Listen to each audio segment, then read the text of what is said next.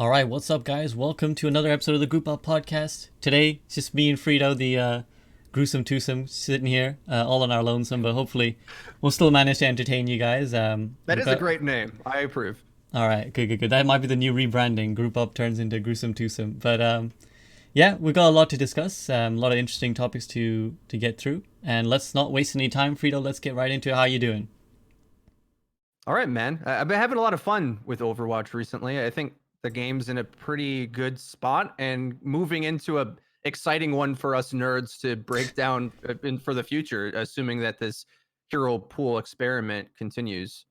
Yeah, absolutely. I've also been having fun. Some of you guys on Twitch already know that I've been doing a unranked Ryan to GM challenge, although getting the GM seems a great struggle now. But as Frito mentioned there, it is going to be very interesting in the coming months for Overwatch because we are looking at hero pools being introduced to the game. So Frito, let's start off with that actually. What do you think? Let's talk pro level first. What do you think hero pools is going to do to the game at the highest levels? And how do you expect it to kind of impact Overwatch League? Well, a lot of things we already know, like adding chaos and really forcing teams out of their comfort zones, probably some surprise results and the feeling of not knowing what the meta exactly is or how teams will perform week to week and having enough prep, just like we kind of had for the past few weeks. It's felt that way already, where it's like, some teams have different interpretations on what is the best comp for them, and you're more willing to go out and maybe run an off meta dive comp if you've got Haxel on your team and just run the Genji blade down mid. So there's going to be more of that.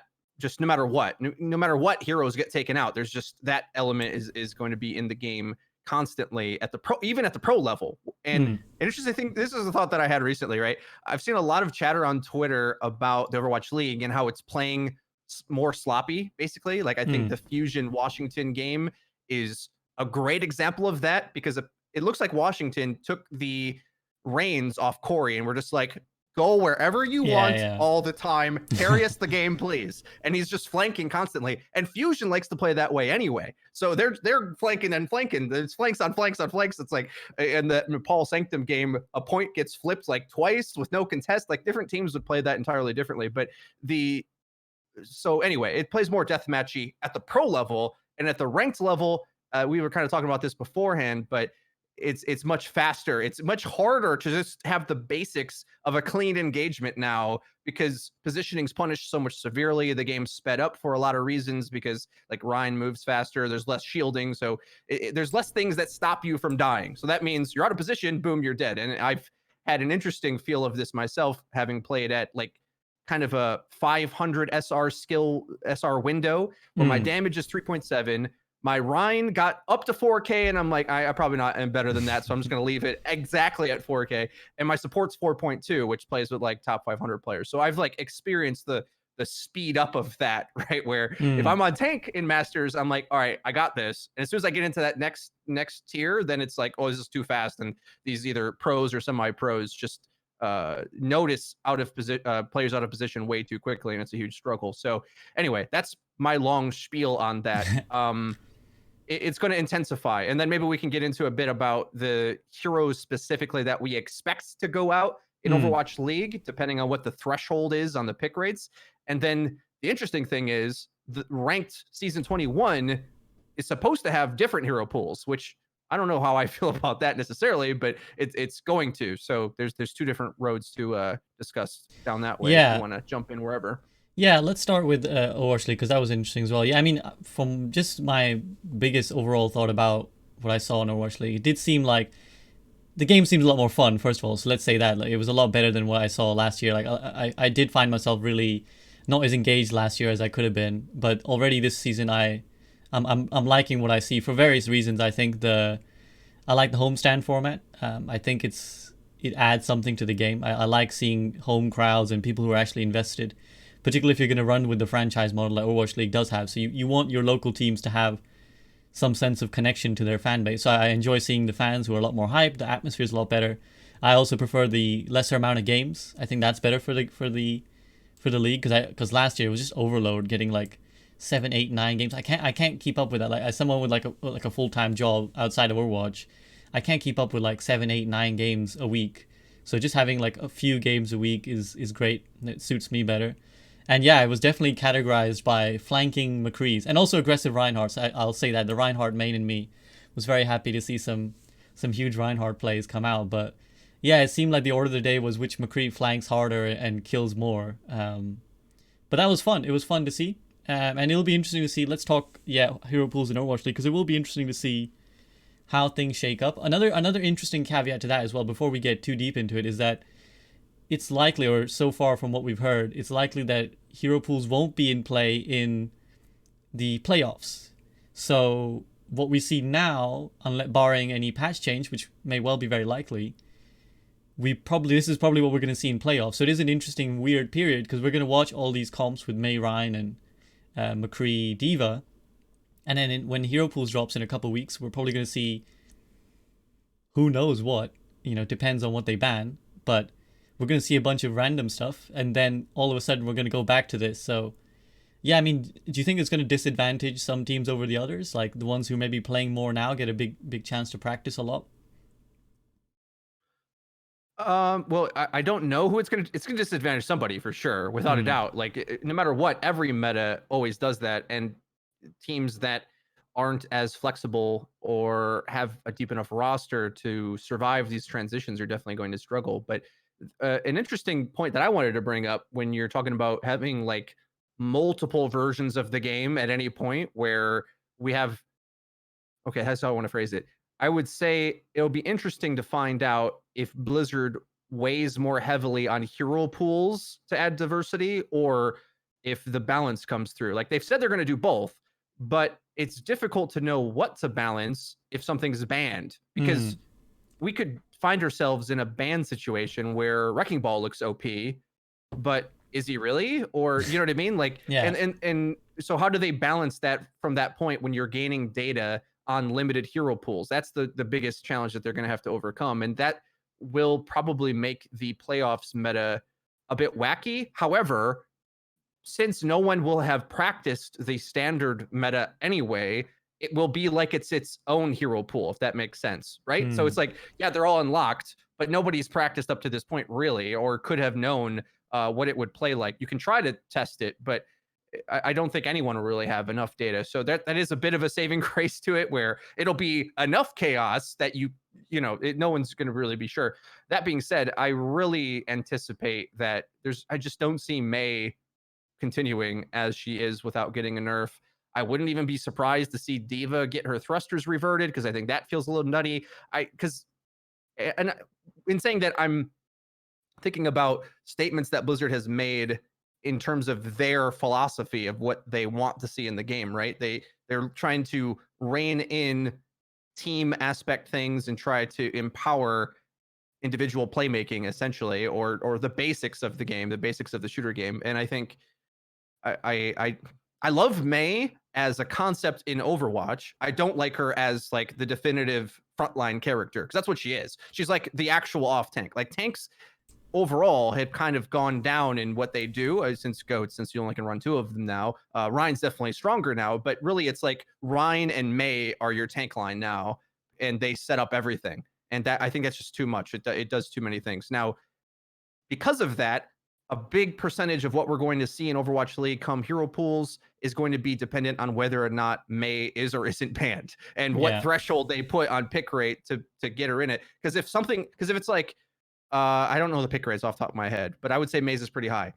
If it's like I all actually the have something to pull up here. I can pull it up for you. okay, At cool. the moment, it's 84%. I'm just going to transition Is here. there anything above her or near her? Is the Ryan and question. Lucio. That's it. Yeah, but there's okay DPS though, because it's going to Oh be no, no. two The D next, two like closest is 43% McCree. So it's a ooh huge, okay. huge, huge gap. Now here's the question. Okay, we got this nice visual aid on screen. I actually got to pull this up so I can see it properly. But so let's say, is Reaper and Widow going to be included in the random assortment there? So if we take like is it going to be the top 4 or is it going to be the top 2?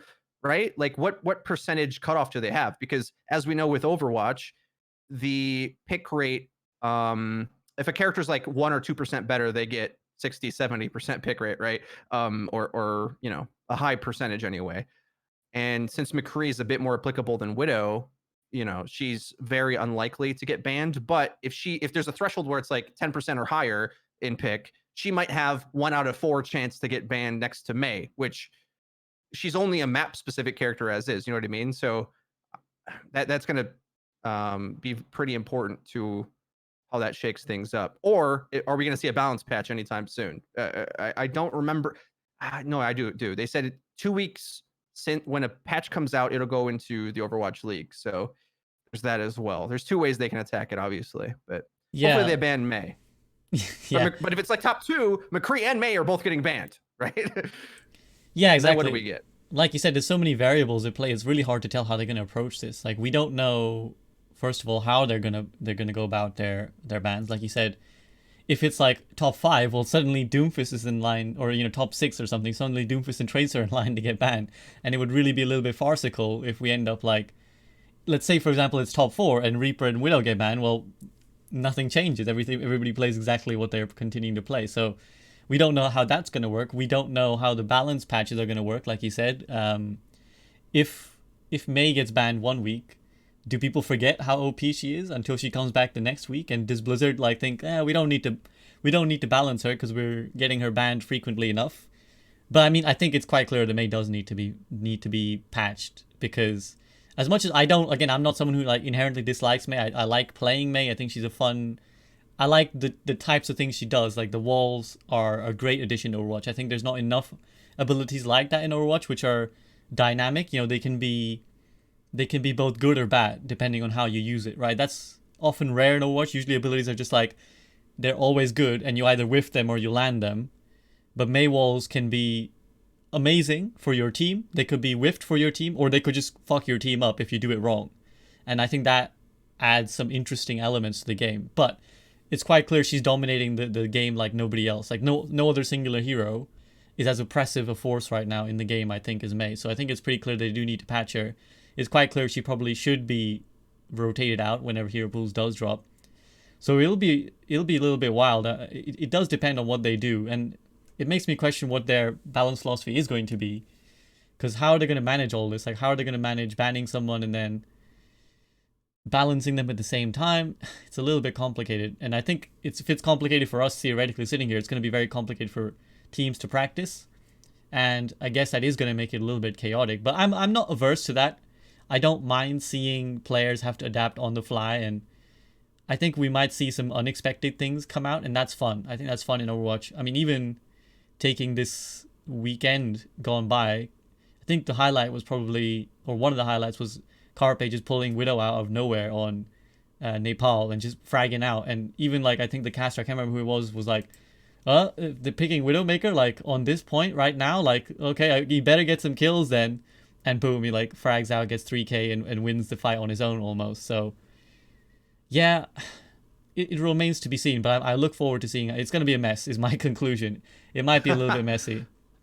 So I'm trying to remember. I believe when they picked the playoff map pool, they put them in like a ball spinner and randomly selected it. It would be kind of cool if they put based on pick rate, proportional amounts in, because if it's like that's the difference between Mei having, a ton of balls in that random ball spinner as opposed to like 1 out of 4, right? If it's like the top 4, because two have to be banned. So anyway, I think it's pretty safe to say that unless they really screw up how this is implemented and like say the top 6 or something, and Mei has a tiny chance to, and it's 1 out of 6 rather than the proportional chance that I'm trying to describe. Yeah. I would say there's a pretty good chance that Mei gets banned. So maybe Yeah. we should just speak about it in the case of what we would see once Mei gets banned, and maybe a quick rundown to explain why Mei's so good. She kind of reminds me of Sigma in the last meta, where she just had an answer. She has an answer to every comp you would want to run, and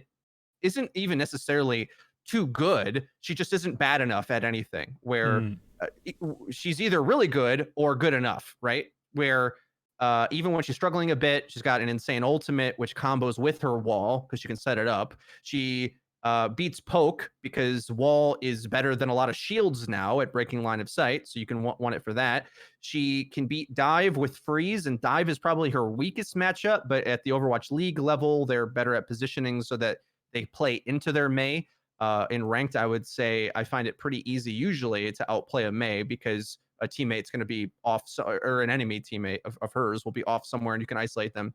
And then I don't feel Mei's as oppressive against dive as she used to be, thanks to the freeze nerf that came through. But she still got multi freeze, so because of that, if she ever hits two things at once with freeze, it's like your tanks just farm damage. That's the weird thing about Mei, is that she's not really a damage dealer. She's more of a tank, or maybe even like CC support in a MOBA game would be closer to that. I'm thinking like there's like Shaman or something that like does a stun and a lockdown in Dota.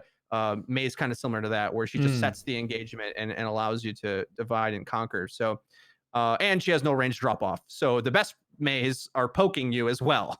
Yeah. So it's like Farah and Hanzo that should beat her, and I think in ranked it's a little bit easier to beat Mei. But at the pro level, where they always position basically perfectly around it and they just set all their engagements around it, she kind of destroys everything. Now, with her getting out of the picture, I don't think there's necessarily a harsh anti-dive answer.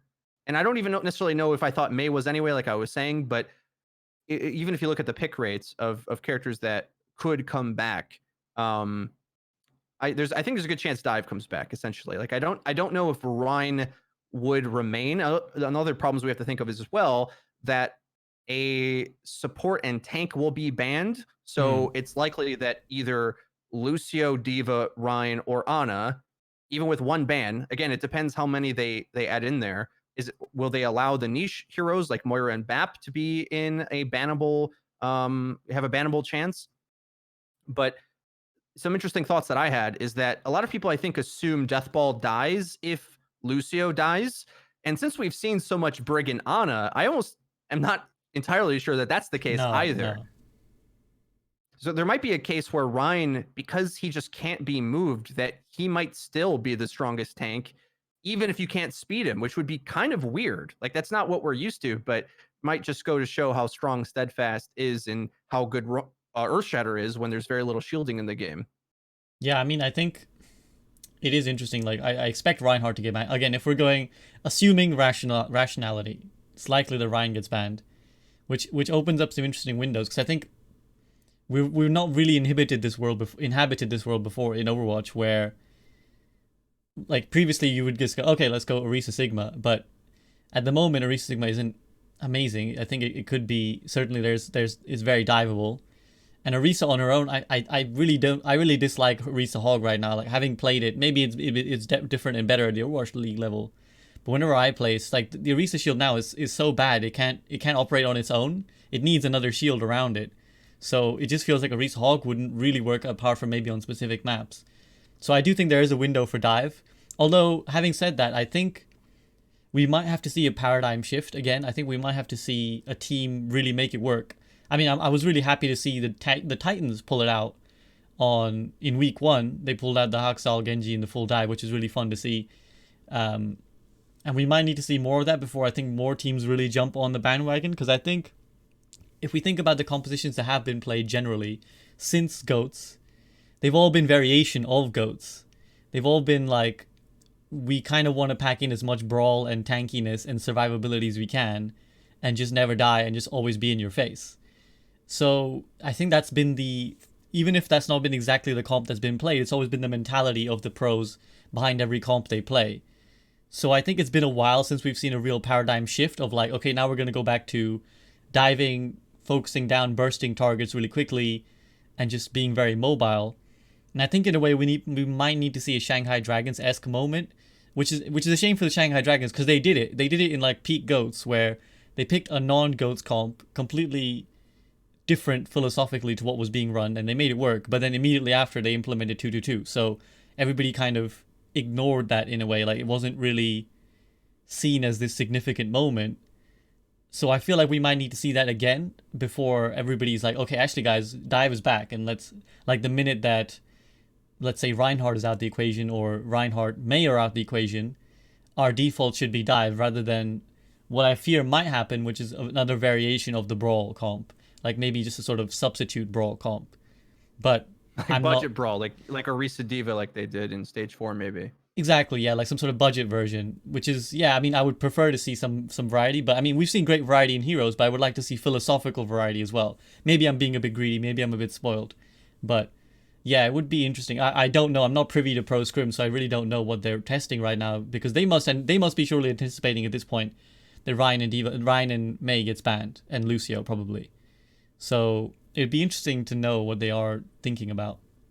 Yeah, I'd imagine that it's tough enough to play this meta to like if you're currently playing anyway and you have scheduled games now, I don't think you're playing for next meta at all. But maybe if you don't, some teams, I think Atlanta, for example, don't play for a month, so maybe they're only looking at what is the likely bans, like maybe not even practicing May because sure pick rate's so high.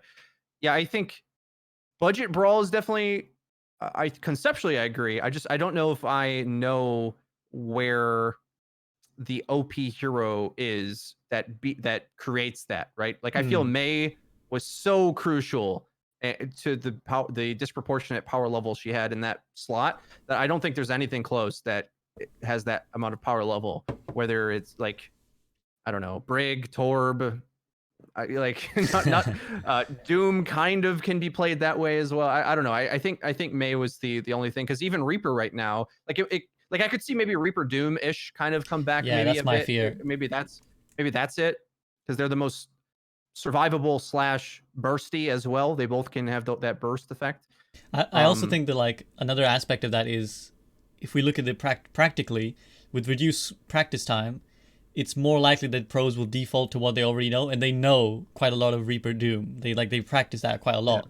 So that's why I feel that's what I mean about a paradigm shift. I think they haven't necessarily. It's not that dive will be any worse objectively than let's say a budget brawl.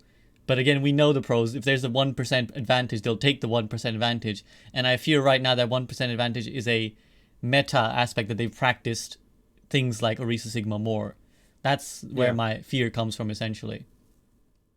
Yeah, you may be right. Well, like I can see. I'm going to go in the middle of the fence and say I think it's pretty equal that either one will happen because the truth is as well, something can be really strong, but the counter to that thing might be stable enough to fit more situations. So, for example, even if Genji and dive, like we're seeing it work now, maybe it only works because it's an off meta thing, right? Whereas if they go Reaper Doom, maybe those DPS just they either dodge or dual Genji, and then you can't play dive, and you got to do something else. Hmm. But we'll see. It'll be depending on the patch changes and what heroes get banned. Obviously, one thing you did say about Brawl, and I wanted to mention this.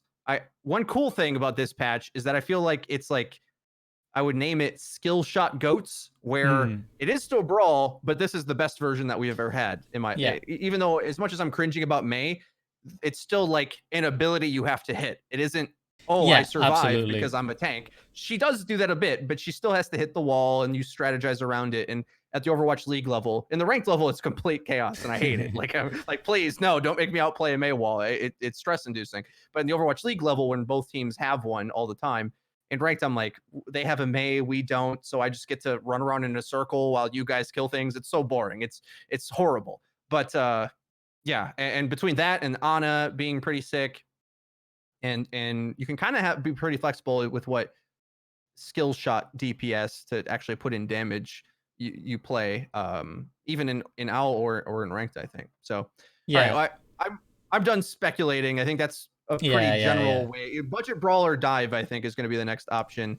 I'd like to see Sigma come back, kind of, but he probably needs Orisa to do that. And maybe in the budget brawl, that's what it defaults to, especially if Rhine or Diva gets picked. It's I think like if Diva gets banned, then the best off tank it might be Zarya. I don't know. It might be Zarya or Sigma. Not sure. Hmm. Or I it'd feel probably I, just be Orisa it'll actually. be Orisa Orisa. I Ryan, think they'll right? default to Orisa Ryan. Yeah, that's my thing. I think because it's like that's the That's where best only way to one protect tank from gets off banned. Okay. angle. Hmm. But yeah, Yeah. so as you touched on there, I did want to get into how it'll affect ranked. Um, it is going to be very interesting because, like we said, it's not going to be the same bans. So there could be it could have been really nice potentially if whatever was banned in Overwatch League later trickles down to ranked, so people have a direct chance to kind of emulate what they've seen. Like, oh, okay, if May is out, I now have freedom to do this. But then again, when has ranked really adhered that much to the the flow chart chess game of who counters what anyways. It's usually just I want to pick this hero, I will pick this hero. So it will be interesting. I'm looking forward. I'm looking forward to it. It's I guess it's selfish because I'm not someone who relies on only picking one hero. So I'm quite happy to see what gets thrown up. I think it'll have really vastly varying consequences in ranked, because I have tested it a little bit in my Discord server, and anybody in Twitch chat from here will know we've been playing around with it, and it ranges from sometimes feeling really frustrating because two heroes are banned. We've been doing it randomly. I don't know. I should caveat that I don't know how Overwatch are going to implement the hero pools in ranked. For us, we've just done random. We've just put in a code that does it randomly, and sometimes. Are you doing 4 as well? Because I think on the Yeah, PTR it showed 4, just like Owl. Different yeah, 4, but the same 2 damage and 1 of support and tank. yeah. That's what we did. 2 damage, one support, one tank, and sometimes it's like 2 hit scans get banned, and now Pharah runs wild, or something like that, where certain heroes get banned and one hero runs completely rampant. And also because ranked players are not necessarily as flexible as Overwatch League players. Like if that happens in Overwatch League, you might still see Overwatch League players play angles a lot better. They might cover from the far a lot better. But in ranked, where people don't necessarily have control their whole team, first of all, and don't necessarily have 10 ways to counter the same thing. If they don't have a Widowmaker to counter the far, they're just going to be like, what the hell, this game is GG. And it's a very frustrating experience. And then on the flip side, sometimes it's like a completely non-entity, where sometimes we've been in games and heroes that nobody wanted to play anyways are banned, and everybody kind of forgets the hero pools is even a thing. And like I'll talk to them afterwards. I'm like, okay, guys, how did that feel? Like, what did you think of the hero pool there? And they're like, oh yeah, I kind of forgot. I wasn't really bothered by it. So I think it'll have really vastly varying impacts on rank based on how they do it. I don't know how you feel. No, right. I think on the PTR they did little test bans that I don't think anyone really tested. I certainly didn't. So we don't really have enough experience to know what this is like, but based on trying to read their intentions with the types of bans they did, they, for example, banned Pharah and Diva and Soldier and Lucio, I think, which in one go. So which makes me think that they're trying to attack like a section of the game where let's say they want to ban Diva because she's really strong, but they know Pharah will take over then, so they also take her out. So it's like you finally get into the extra layer. So I think they're going to try to craft it so that we don't see too many god picks for a week. But no matter what, that's going to happen to some degree, unfortunately, like either with this system or without this system, because that's already kind of the case with May, right? Where I feel she has a disproportionate amount of carry potential with the team fights. Like she can influence every stage of the fight in beating ults, having a good ult. She just does everything. So I think I'm kind of used to it in that degree, but I definitely see the case where it's going to be another shock to people, where in the same way where you could before 222, and we of course talked about this quite a bit, you could kind of hide your weaknesses in a role more, because you could be like, well, here's the one map I know some cheesy Widow angle or whatever, right? Like, I could pick Genji on this one map that I'm good at him with. And all the rest of the time I play Mercy and Lucio, and your SR didn't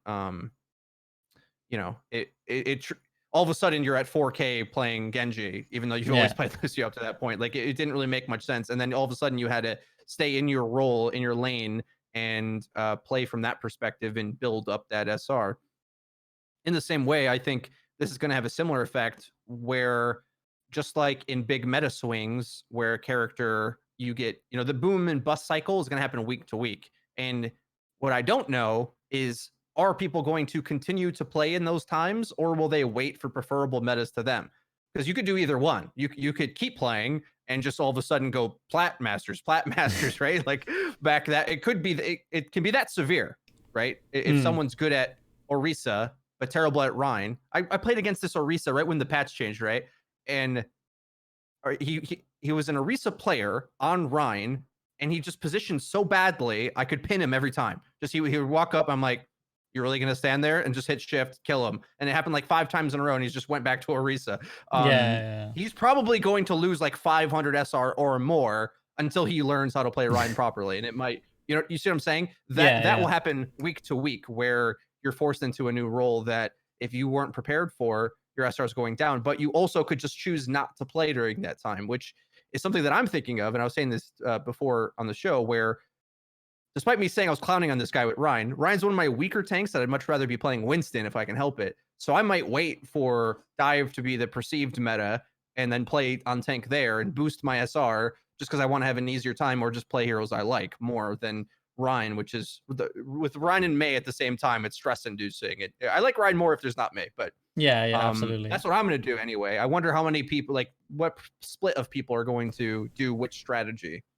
Yeah, it's going to be very interesting to see. I mean, it's if you think about it from a game state, it's not super healthy if people sit out like a complete week because their preferred hero is banned, because eventually that's going to have negative repercussions. Not everybody is fundamentally dedicated to Overwatch, right? They're not obliged to continue playing Overwatch like perhaps you and I are. Like, we're going to play Overwatch regardless, but someone else, maybe they only play Hanzo and Hanzo gets banned, and now for a week they don't want to play. Maybe they don't even come back next week. Maybe they forget because they're like, who's necessarily keeping up with the? If you're not that interested, you might not keep up with the hero pool rotation week per week.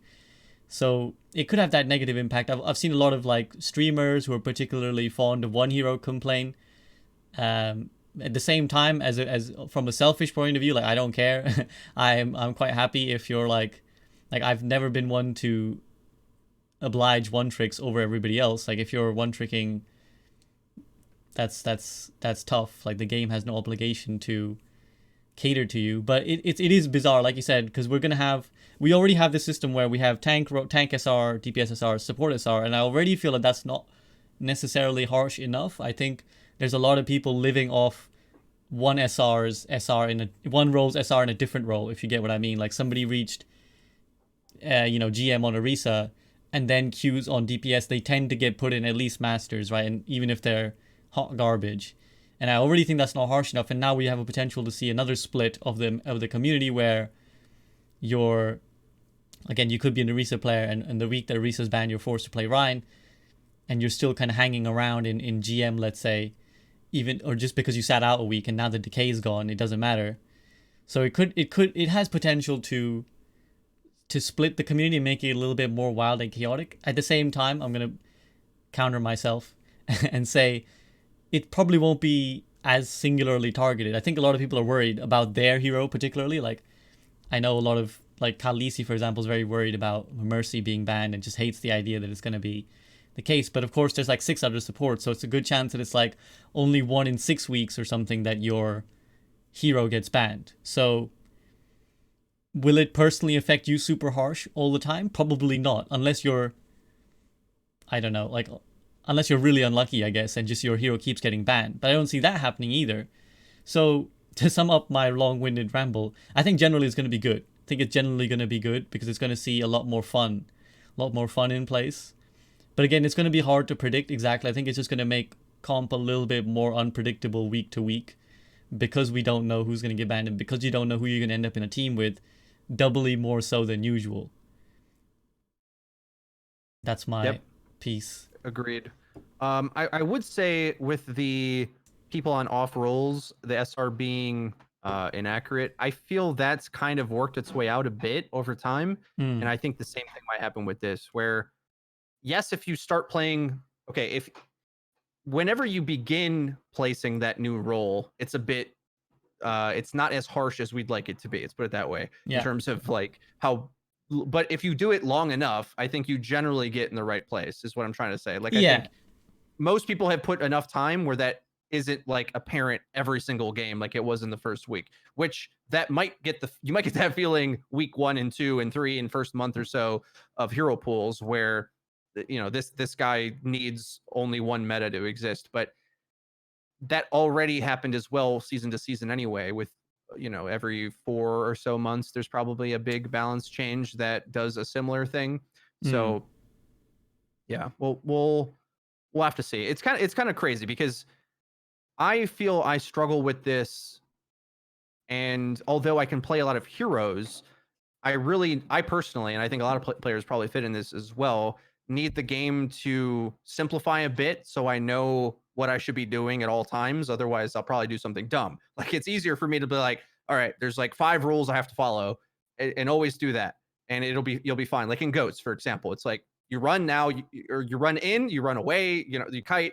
Manage these resources. What do we have? Go. We have this all. Like the flow chart of what you're supposed to do is very defined in goats, and I got one of the 2 times I got to 4.4K was playing that and just cheesing that flowchart. But now I get in games where, because the meta is a bit more diverse, maybe I'm playing against the top 500 Sim and Torb, 2 separate people, and we're actually struggling. Or I've won with the Sim Torb on my team, and we're like making it work, and it doesn't, you know what I mean? And the other team looks clueless against it. I feel that element is intensified. I already feel it's pretty strong now in this meta. A lot of times, if the team sort of leans into those strats and knows what to do, then it could be effective. And that's going to be sort of be the norm, I think, week to week, where just like wacky heroes will be even more represented. And a problem with Hmm. pick rates, I was thinking, I don't know if this is related to what I just said or something I meant to earlier, but heroes like May, I don't know what her ranked pick rate is, but I get the feeling in my games people don't want to play her, despite how meta Yeah, she yeah. is. Which a lot of times I'm like, they have a May, we don't. Please, God, like maybe we win this game, but I want a May because like you can May their May, and we can have a wall battle here. And the experience I have as a tank, um, when they have a man, we don't, is I said this earlier, but like you're just like in a battle to try to dodge wall and get away from being frozen and just survive as long as you can. And that's the opposite of I'm going to bully this Rhine, take more space than he, and win the brawl. Like it's a completely different play style. Anyway, Yeah, I think sorry, it's similar side to. tangent. No, no, I Her think pick it's rate's lower similar. than it should be, is what I was trying to say. Yes. Like all her pick rate's accurate. It's how strong she is, and I would assume in ranked it's quite a bit lower than because people just don't enjoy playing it because it's like a tank basically. Yeah, I was just gonna say it's similar to how people treated Brig in the Goats meta, where they felt like it was um unright, like not right to play Brig. It was like unholy to pull out this like bad character, quote unquote. Dishonorable. It's like dishonorable Yeah, yeah, SR or not exactly, challenging enough exactly, or like whatever. exactly. But yeah, I mean, I think it's gonna really hinge on the crafting that you spoke about when they craft these hero pools, because I think otherwise the randomness has a chance to lead the community even further astray. Like we've talked about before that, it's really important to teach the community. It's really important that the community gets better at the game fundamentally, and obviously they are. Of course they are, but there's still lots of huge knowledge gaps, and I still feel often that people aren't necessarily understanding why things work and why things don't work. So over randomness has a danger of making that even more cloudy than it is now, where if you know X team is playing X tank line, let's say it's Ryan Zarya, you should hopefully know how to counter it. But if the hero pools are random, and let's say they can't play Zarya, they can't play Mei, and they can't play Reaper, and now suddenly you're able to dive them, you might not understand which of the 4 characters that have been banned is the one allowing you to play dive, and that might mislead you, or you might just subconsciously not understand why something has worked. And that's where I promise myself I won't go too deep in this, and I'm not going to tangent on it too long. But that's why I prefer the banning system of physically choosing what you're banning, because it allows you direct understanding of, if I ban X hero, this will happen. Whereas, yeah, that's my only concern as well with the randomness, is that it may not necessarily teach people why a certain comp is winning, if you get me. No, right. And so I want to bring up something we spoke about before we went live, but the weird thing about ranked as well is that you'll get yourself in, let's say, a problem where something's beating you, just whatever it can be. It can be a Pharah, it can be a Hanzo flanking, it can be the Rhine running you over, the Winston in the back line. The meta answer to that the pros have figured out, even if your team picks those same characters, your teammates may not adapt to the play styles required to get that to work, because meta team comps are picks plus positioning, oftentimes positioning and using the abilities in the right order and in the right spot.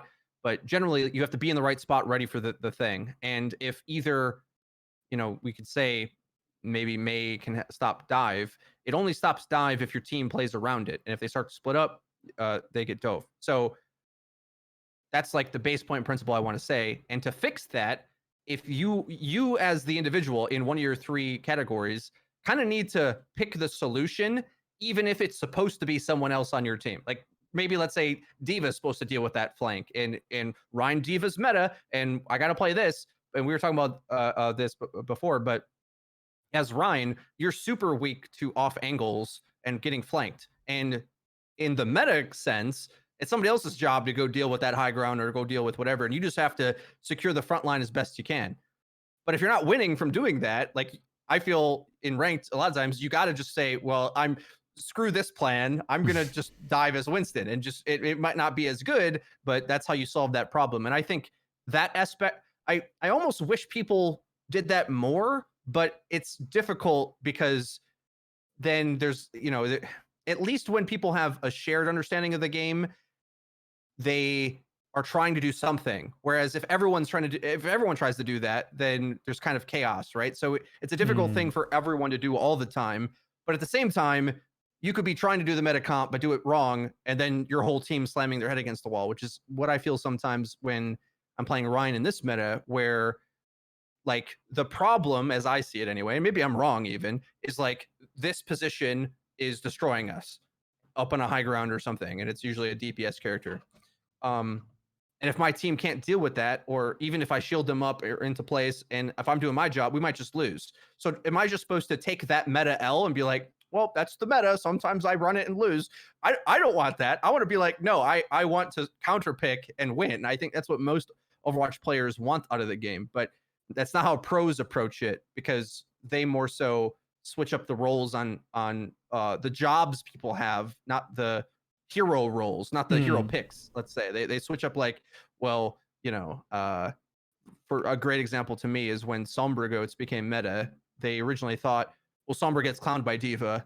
Oh wait, we can pocket Sombra, then she can stand up to D.Va and get EMP instantly. Just like Rhine holds, because usually you're like Goats, it's about Rhine, press W. Sombra Goats is about sort of the Rhine that I'm talking about in the May meta, where you're holding the front line and sustaining while something else carries, and you would put all the resources into saving Sombra and just getting EMP as fast as possible, because it was just an economical way to play. And there's those little cheat codes in the meta that you can find. But again, if you in rank tried that and you're Ryan press W, all of a sudden that summer pick doesn't work and it's just trash. So anyway, I've ranted plenty on this subject, so you can have the floor.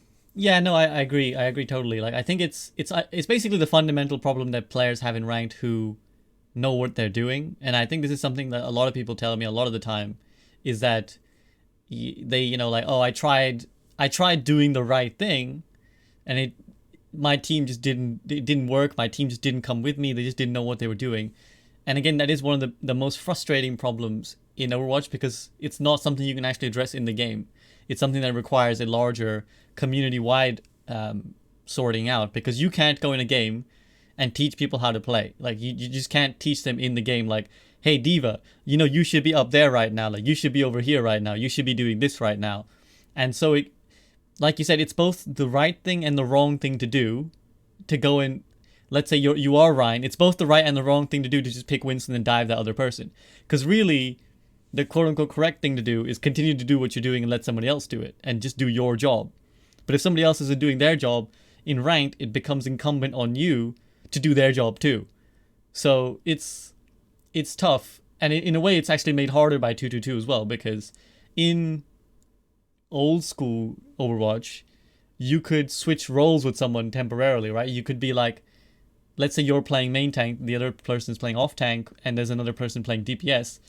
You could be like, hey, there's a Pharah, and does anyone play Widow? And the DPS are like, nah, bro, like I don't have Widow in my pool. You as tank could be like, all right, give me a crack. I play Widowmaker, put me on, and let me take a shot at this. And you could have that like flexibility to swap around. But obviously now in 222, there's only one other person you could potentially swap roles with. And if that other person doesn't care, well, or doesn't know, well, you're kind of screwed, right? So you can't... It's a bit of a dilemma. It's a bit unfortunate for someone to try and address in-game. uh, but them's the them's the beans. Yeah. It, I struggle to give that advice sometimes because I don't I don't want to tell everyone do what you think is best all the time, because you want to work with your team, but at the same time that loses games when they're not playing it right or whatever. So it's, sometimes it's just a lose lose situation. I mean, even in my games recently, I had that exact issue come up, and we like well, it was on, what's the map, Rialto, I believe. It's got the bridge yeah, yeah, and that's that real really too. impressive choke at the start. um so as Ryan there, of course they have a Mei and a Widow, and they have a Widow in the back, and like the Mei stops me from doing much, and if the Widow gets picks, well, we just die and I can't W, and that's just it. I'm just constantly regrouping, and you do that for 2 minutes, then I'm like, if we don't get this ult fight, you should always get, pro tip, don't swap off your ult. At least try one ult, then Hmm. switch. That's the right Yeah. way to do it, by the way. Don't be like, oh, I'm 70 to grav. Well, time to dive. That's not what I said. Always try to get one ult fight out. But so the 2 minutes came through, we got our ults, didn't work. Then we try to dive, and we got past point one, but then point two is better for Ryan again. So we screwed our ult economy kind of by diving. And yes, we got point one, but then we got held on point two because we really needed to go back to Rhine. And that's the problem with hero swapping in Overwatch, where it just becomes difficult and punishing to swap, because there's a chance that you find yourself, even though you won one part, you might lose the war. You win the battle but lose the war in ult economy just because you swapped and they didn't have to, and Hmm. they stayed on their comp. But that's another problem for another day. We have discussed about that in on this podcast before, and hopefully something they look at in Overwatch too, especially with a Yeah, lot of actually, competition in the FPS space well, I have and I have an whatnot. update because I don't think I've told you. I don't have touched base with you since we discussed with Jake actually about the idea of maybe what would Overwatch look like if your ults reset after every checkpoint. I don't think I've touched base with you, but I have tested that in my Discord, and there's been some interesting results. I'll quickly summarize. We can maybe discuss it now or another time, but essentially it can have those effects that we thought it might. Where it doesn't screw you over for switching in between points, but this unintended, or at least I didn't necessarily think that this would happen, it completely blows your ult economy in general anyways, because what happens is, as an attacker now, you have zero reason to not spam all your ults at the checkpoint, essentially. So it kind of takes a lot of the subtlety out of the game, and it makes life very difficult for defenders in most scenarios, because let's say you're holding point A on a hybrid map, you as a defender need to know how many ults to balance, because you can't throw. So let's do it the other way. As an attacker, you can just press Q whenever you want, because even if you win the fight, you're gonna get your ult's gonna get lost anyways. So if the fight is even halfway in your favor, it's like, well, I may as well press Q and win, because if I don't use it anyways, I'm gonna lose it. So the encouragement as an attacker is just to blow your ults mindlessly a little bit, or at least save for a massive six spam. And as a defender, you have to match that and always be frugal and always have at least one ult in the pocket, because if you do the same thing, if you just blow your ults needlessly, eventually you'll give the attackers enough of an advantage that they'll get you essentially. And if you think I need to hold this for the next fight and then you don't use it, you're gonna lose it anyways when the checkpoint flips, because you misjudged how potent this upcoming attack was. You held your ultimate for the fight that's gonna come that never came, and now you lost it anyways. So it kind of has this really bizarre impact on ult economy and the mentality you're gonna have when trying to hold points. But it was very interesting to see. I don't know if you have any thoughts immediately on that. Yeah, the short term answer that probably makes more sense is the ult conversion rate that we all wish they would at least attempt at some point, instead of just losing your ult entirely for swapping. Some sort of reasonable conversion that isn't, pulse bomb for grav is the one everyone brings up. It's not 1-to-1, right? Hopefully it would be like 50% or something. Any loss would definitely mess that up. But yeah, I think as well, with the game being so old, it's such a fundamental change to the game and how you've trained and learned how to play. It would be like if I was in CS:GO and I said that the way you earn money is completely different, or we're gonna delete loss bonus or something, right? It's like as Hmm. crazy, where now all of a sudden the game plays entirely differently. So I can see that definitely being a shock, and perhaps one that you wouldn't want. But I wonder if that corrects itself a bit over time, or maybe just in general we think that's a bigger problem than the snowball advantage, and maybe there's other ways like um, locking off sections of the map in transition is one that I always thought would be a good thing for. This doesn't necessarily help hero swapping necessarily, but when snowballing in general also helps just with map control. Like for example, Gibraltar, when you get A, if you are able to go stagger them, then you get ship control, and then they have to retake into you, all the while you're pushing the cart. So stages like that, or playing aggro on kings as well, is a like these are good strategies, but they also kind of break the map and the flow of it, and I think or might be another contributing factor to being disincentivized to swap. But yeah, I don't know if we'll ever really get there until the resource of this makes sense. And perhaps the spam happy ult fest is a less interesting version of the game, even if it's like, oh, I get to swap now at checkpoint. Like you gain swapping at checkpoint, but you lose all the basically all the nuance of ultimate economy, essentially is what you're saying, which makes sense that that would be the case. Yeah, it's like in trying to make hero switching more a thing, what monster will we create? I guess is the fundamental problem. Is that if we enable hero switching, do we create some other thing that everyone hates even more? And like you said, it's we are in a weird state in Overwatch where we're quite often fundamentally changing how the game plays, and that's quite unlike most other esports. Like you might get balance changes here or there, and maybe some really big shakeup, but not that I can think of. Can I think of another esport that like fundamentally just changed? Like, okay, now like you just can't do this anymore. Like like Overwatch is being like, well, you just can't pick three tanks anymore. You have to pick 2-2-2 now.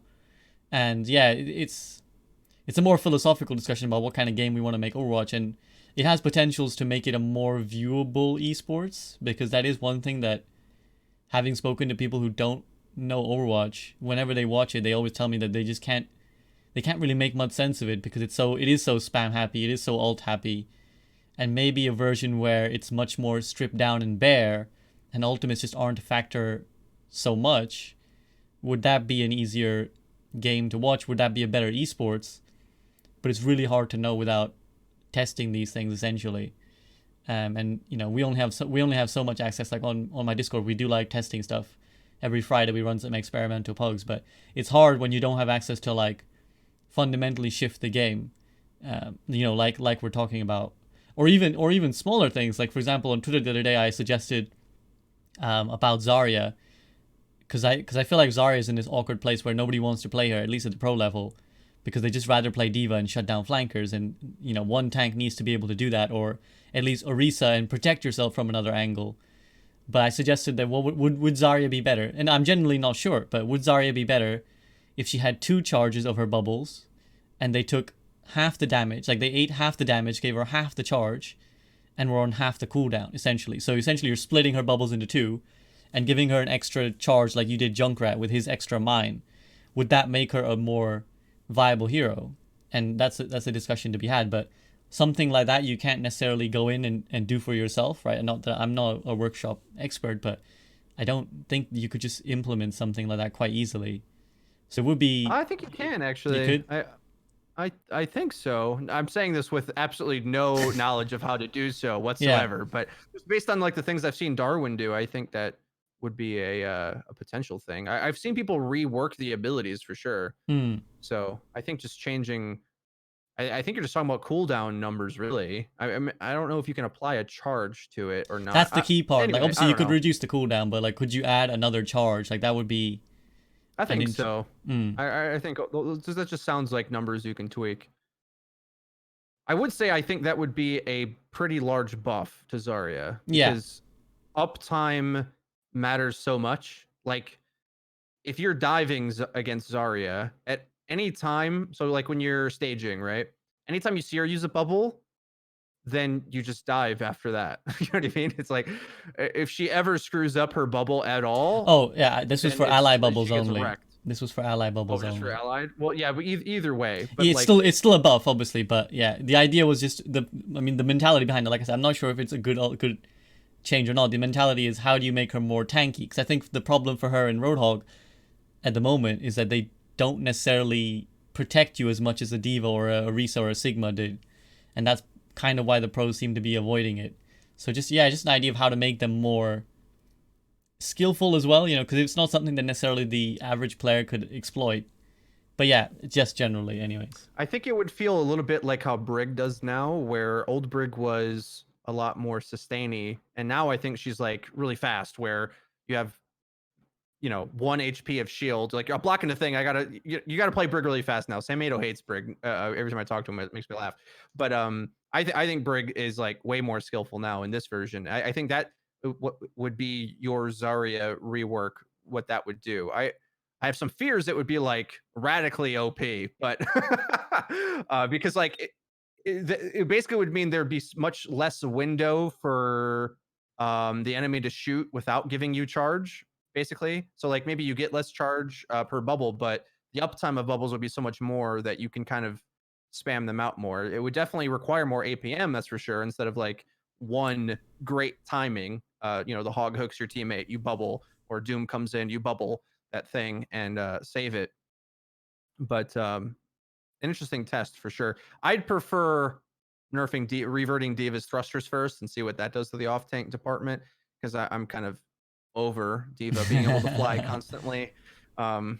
It was fun for a month, but I'm done with it. Yeah, Diva's just very interesting in that sense because she's like a gatekeeper of Overwatch. Like she keeps certain things from being overly crazy or overly boring, as was the case of Orisa Sigma. But then as a hero to come up against, it's just like one of the worst feelings of all time because it's just like, well, she's eating every single thing I do. She's got this gigantic HP pool. She's spamming my face with no reloads. And even if I demech her, well, now you've unleashed my true form, the baby diva pistol. And now like this hitbox cannot be hit. So yeah, it's a conundrum. But yeah, the general point being, it would be interesting to see, and maybe this is what we'll get. Actually, we haven't even talked about this, but maybe this is what we'll get with the experimental card and these kind of Before you things. move on, I just wanted to say one last thing I thought about with the ult change thing. Just sort of an interesting idea. Sure. I actually don't know how much people want to change heroes constantly. Like my argument for it was that that's a good and an intention of the devs. Like, as I think we're on the same page, more heroes and hero draft is what I really want. Like that, like each game has its unique identity, almost meta to, it feels like it's a different meta match to match. But the devs and I think the player base to some degree has this dream that hero swapping through the match is what Overwatch should be. I don't even know if I necessarily agree, but Hmm. with the experiment you ran, it sort of proved that like maybe our feeling about ult economy, like that's one of the deeper parts of the game. Maybe that's even more important than just hero swapping, because if you did the test on, like, let's say King's Row and you're defending as Rhine and you have this problem of like, do I spam shatter? Like I can't save it, so I might as well. And then it feels bad when you over ult and then they get it anyway. Like, it wasn't like after you lose that defense that you were going to go to Winston anyway, right? You Yeah, weren't going yeah, to swap. Like it matters on some maps where maybe like Hollywood, dives a bit better because you actually can use the high ground, but not every map works that way anyway. And so like, and anyway, just wanted to yeah. No, tie that no, on no. to the end Actually, of that that's a good point conversation. because actually, I kind of forgot this as well. But you reminded me that when we did do it, that's kind of what happened. Like people forgot half the time that they should, or that they even, or they maybe just didn't not even forget. They just didn't want to swap half the time because they just had they were happy with the pick. They won the round, they won the checkpoint, so they were like, yeah, this works. Why would I switch? And yeah, I'm sure the pros would do it a lot more. But then if we're talking about what's the best game for the pros, is it really that we want them to be hero swapping all the time, or would we rather they keep their ult economy, and would we rather they actually change meta, like we said, have a draft system, and that would be a better experience to watch, Yeah, and they're it's not like changing the heroes all the patch time. changes in between checkpoints. It's not like the patch changes just because you capped. Like maybe McCree's still the best pick at this stage and at the next stage. It doesn't. It's Well, not like yeah, you're, oh, I'm going to switch off McCree. Like it's more so a balance and way the heroes are picked problem. So maybe that's it. yeah. Yeah, and it's an interesting thing to see, and maybe so leading on to this point, we haven't really discussed experimental cards, but what would you kind of like to see them really do with these experimental cards when it does drop? Ooh, I haven't put any thought into this honestly. I feel a bit boomerish on this because I'm kind of happy where that like I'm scared of changes more so than like yeah like change everything. Like if this was a year ago and we were in goats meta, then I would be saying a million different things. But now that we have 222 and the game's kind of stabilizing a bit, I don't. I mean, okay, I'll just say it. Bans. Like, can we get an actual ban mode? Like, there's no point to say it, right? Because it's just not going to happen. Like, I Yeah. would like to see the modes that I care about. I'd like to see different game modes on maybe the maps we have in a different way, right? Like, I want new stuff that improves gameplay. Like I've always wanted a split objective mode, which someone did make, but it wasn't like widely popular in the custom games community necessarily. Again, a lot of these things like I say I want, but maybe it turns out, just sort of like the checkpoint reset idea.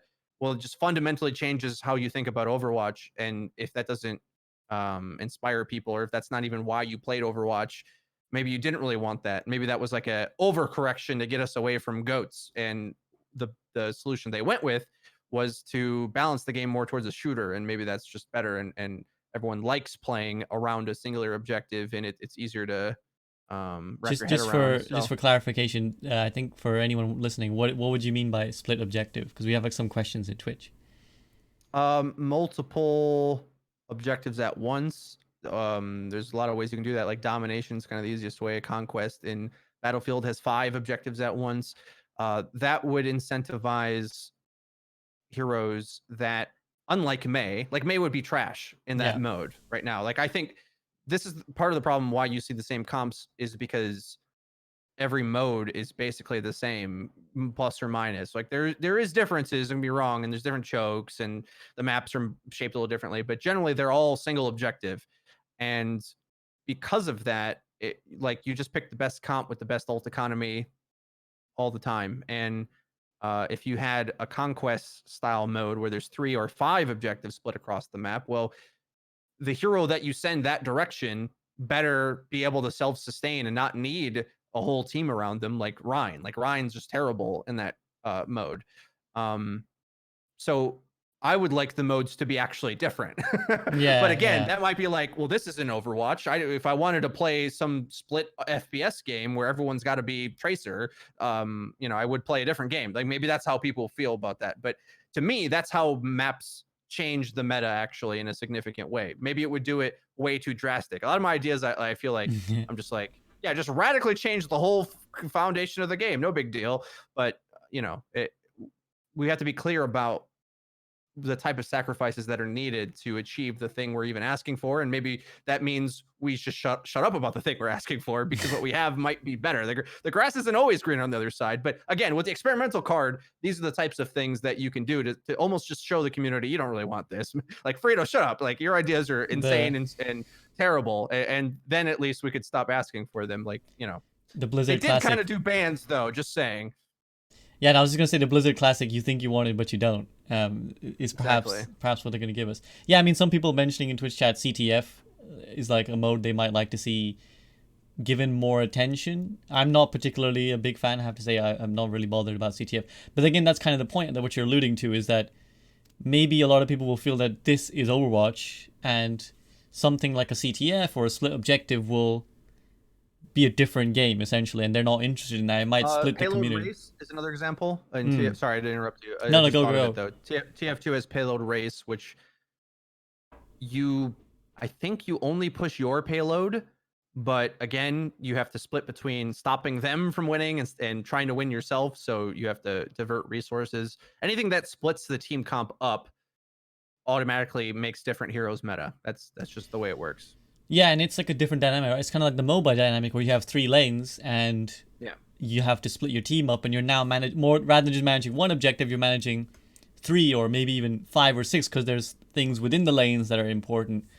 So it has the potential to have huge implications on Overwatch. Make it, I mean, I don't know if we really want to make it more complex because it's pretty complex as it is, but even more complicated and even harder to master But I think yeah, the core element is that I would like yeah, we would like to see these kind of things tried because you don't really know. You don't know. El- Elimination is another one. They don't have an objective in that one, which I Hmm. think kind of sucks. Like if they had a, I doubt they're gonna do a plant a bomb and explode a thing, but they could have, stand here and cap a thing, or they could Yeah. have their own version of that, or plant the flag. It could be in a PG-13 way, but again, I say that I think Elim was like better than ranked for a while when it had its own little ranked playlist, but not everybody agrees with that, right? And they don't want to play Search and Destroy or MR16 like CS:GO or whatever it is in Overwatch. But I think the game modes would solve the whole meta problem and the diversity problem more so, because otherwise the rule set we have for Overwatch is just easy to solve, and they're trying to add chaos into that, so it's harder for you to solve it, but there's still a solution there. It's just like they're trying to change it fast and radically enough that we just don't have time to break the game and solve it, but we're Yeah. still in the same format where it's easy to solve if you had a hyperbolic time chamber and could, like, all right, we know the bands in a year's worth of time in a day. We're going to figure this out and master it. There just isn't enough time now with how radically it's going to be changing week to week. Yeah, it would be nice to see like smaller communities develop about certain games. I'm thinking if we go back to how Dota originated, where it's a Warcraft 3 mod, everybody's playing it in the custom games, and obviously Blizzard effed up then, and they didn't realize that they had this gigantic community playing this game that was like one of the most popular games, and they didn't bother, and eventually someone else came along and made a game out of it.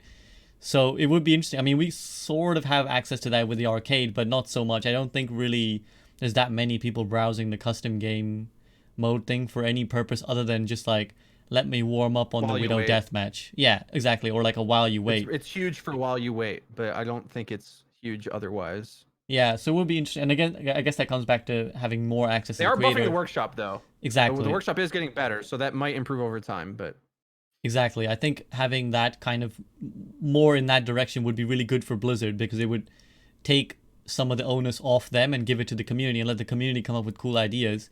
Because I would quite like to see, like, yeah, small game modes that the community comes up with eventually become like an experimental card so that people have like a spotlight almost to play this new game and then turn that into an arcade mode if it's actually popular and let like like an organic growth of a game that the community has decided that we enjoy this game mode and there's enough of a want for it, and then you could think about maybe this should be a game mode of its own. Maybe this should be a map that you could pull like hybrid or escort or whatever. Of course, yeah, we don't know. Again, we're just throwing shit at the wall and letting Blizzard see what sticks because we don't really know how any of this is going to affect the game, and maybe it'll just make the game unfun. But clearly Blizzard are open to some really radical changes, which is why the experimental card thing has come up.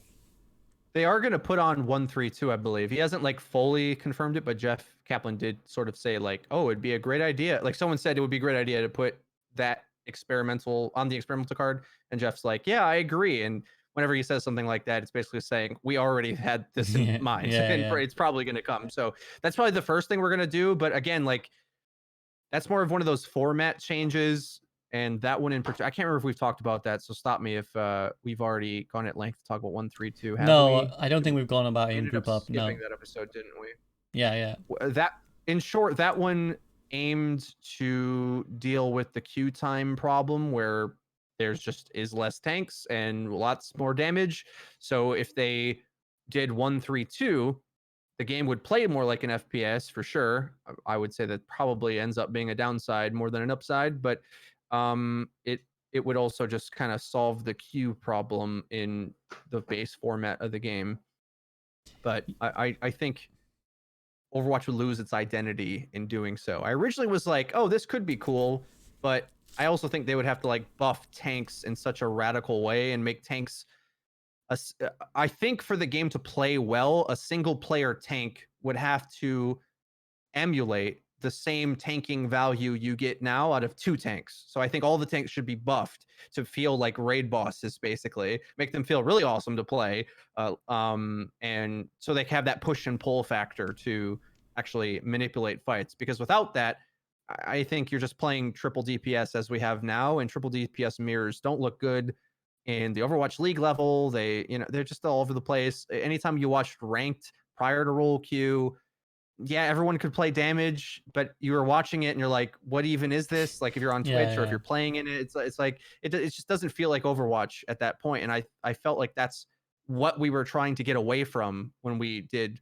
222. And granted, at least you'd have healers now, but I don't know. I don't think it's too much of a mystery what that plays like. So I'm trying to say we've seen it before. It's most interesting when it's countering something like goats, like 3 DPS against goats or against the rushdown brawl comp. Awesome. 3 DPS versus each other. It's like Tracer versus Tracer isn't that interesting. I'm sorry. Yeah, I agree. I agree 100%. I mean, maybe it would be more interesting in a split objective game. I don't know. Maybe that would be more fun. Right. Like, there's only one tank to go Because you'd want around. to play that anyway if you could. Like if it was in 222, you'd probably be like Ball Diva. And if you could choose not to have Diva, you'd have Tracer. Like, you know what I mean? Yeah. So you probably would pick a comp like that anyway, if in this format. Yeah, but just quickly summarizing my thoughts on it, I think it would address the tank queue problem in a very short term and very reactionary manner. Because sure, one less tank to queue for is going to make your queues longer, but I think the problem why people don't play tanks is because tanks aren't fun, or at least I think tanks are fun again, especially once we fix the Mei issue. But people didn't enjoy playing tank, that's why they didn't queue tank. That's the fundamental issue. You have to fix that issue. And to do that, you have to make tanking more appealing. And I'm not sure making them raid bosses is fun in an arcadey way, but it takes the complete nuance out of tanking. Like, the fun of tanking and learning tanking is like, I have to learn my limits. I have to learn what positioning is. I have to learn what cover is. If you've just got like 1,000 HP and you can just press like a button to get out, which is probably what they'll have to do to give tanks that kind of survivability, you're not really playing the same game by the same rules as everyone else.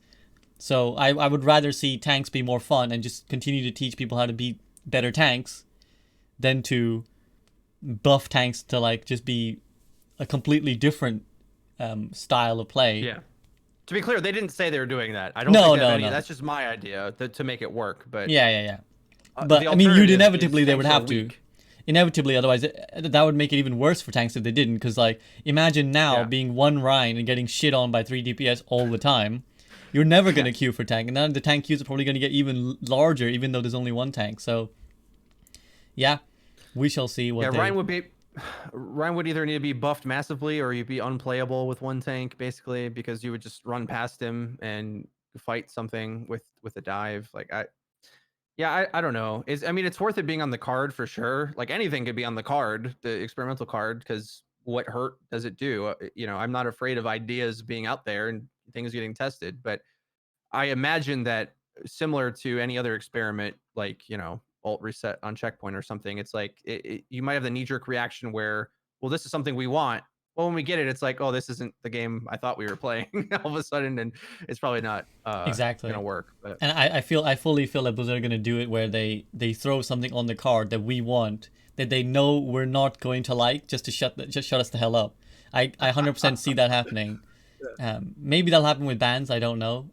It will be interesting to see what they do, but the crazy thing with bans is, like, since they're doing 4 now, like I originally said single ban. Okay, so back when this started up again, and I apologize if I'm hijacking the direction of the show. No, now. go. I don't remember what other things we're supposed to talk about, but I don't think single ban would be enough right now, because not that this matters. This isn't the universe we live in. We're having hero pools. Yeah. But let's amuse ourselves. Let's entertain ourselves. Yeah. Here's the thing. An interesting thing people always bring up when they talk about bans is that there isn't enough overlap.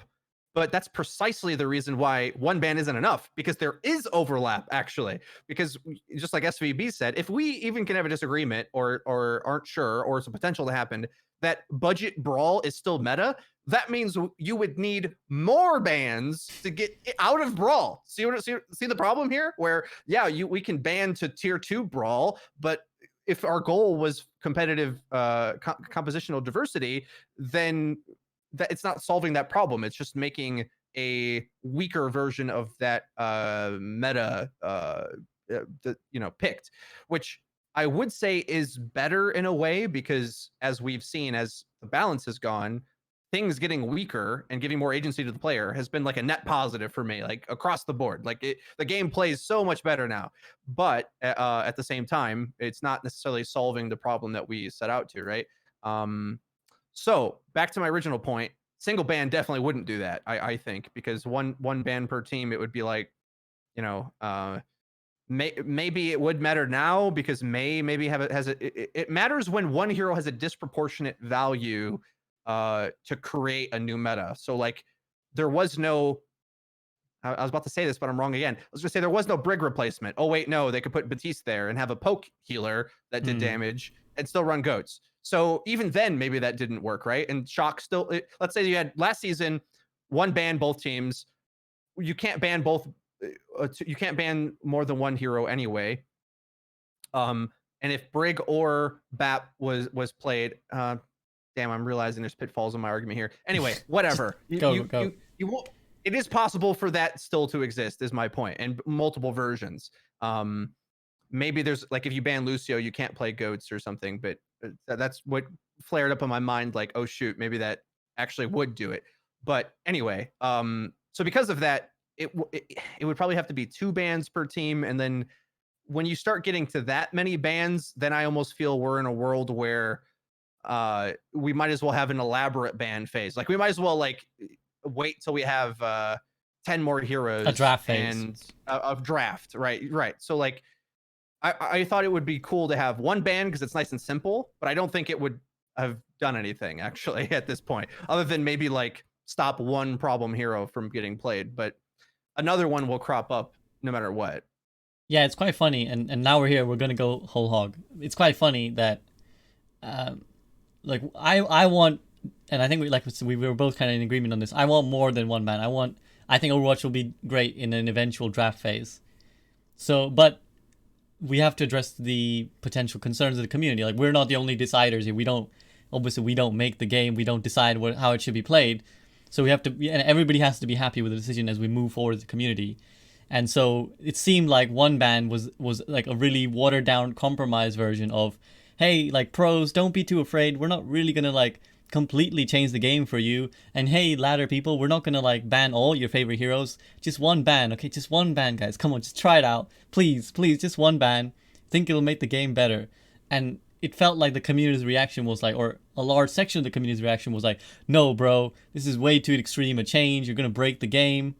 And if you think about it, it would only break the game if one hero is breaking the game, right? As you said, if in like Orisa Sigma, it would have only broken the game because Orisa was so singularly defining that comp. It would only break the game now if Mei so singularly defines the comp. So, that was the argument that it would break the game, and yet here comes Overwatch, here comes Jeff Kaplan riding on his horse, and he's like, "Whoa there! Here's 4 bands now, kind of randomly selected. Have fun." And we've all kind of gone along with it, and I'm happy. But it just feels really, I don't know, counterintuitive. Like we've gone from saying one controlled ban would be too extreme to now having 4 kind of random, like targeted but kind of random bans, and we're living in this world now, and it just feels like nobody's really batted an eyelid from the people who were detracting bans. So I'm happy to see the change happen, but I still don't really get why we wouldn't control it. But that's my boomer take.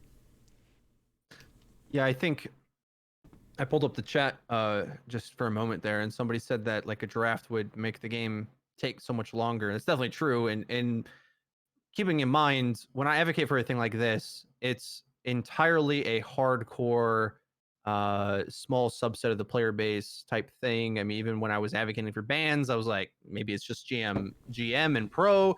That would be fine for me.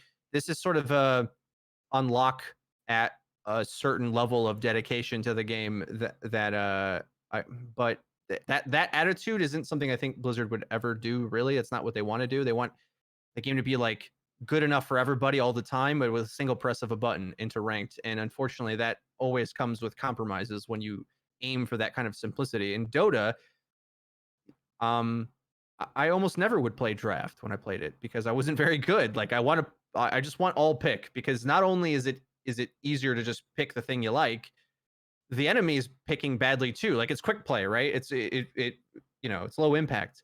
But it's kind of weird in this community where I feel that casual attitude, a lot of people have that towards ranked, and they feel like they should be entitled to play casually in ranked. And that's just something that it never really made much sense to me. And anytime I play any other game, I played Heroes of Storm a bit when that was still a thing. I've been learning Smash Brothers a little bit when I've had some spare time to run a match or two. And the cool thing that Smash does that I think the Smash community hates, but I kind of like, is that you don't unlock the ranked mode until you're high enough MMR in the game, essentially, where like you have a Smash rating and you can play whatever rule set you want, and it's much more casual until you get into Elite Smash. Then you play like the actual rules.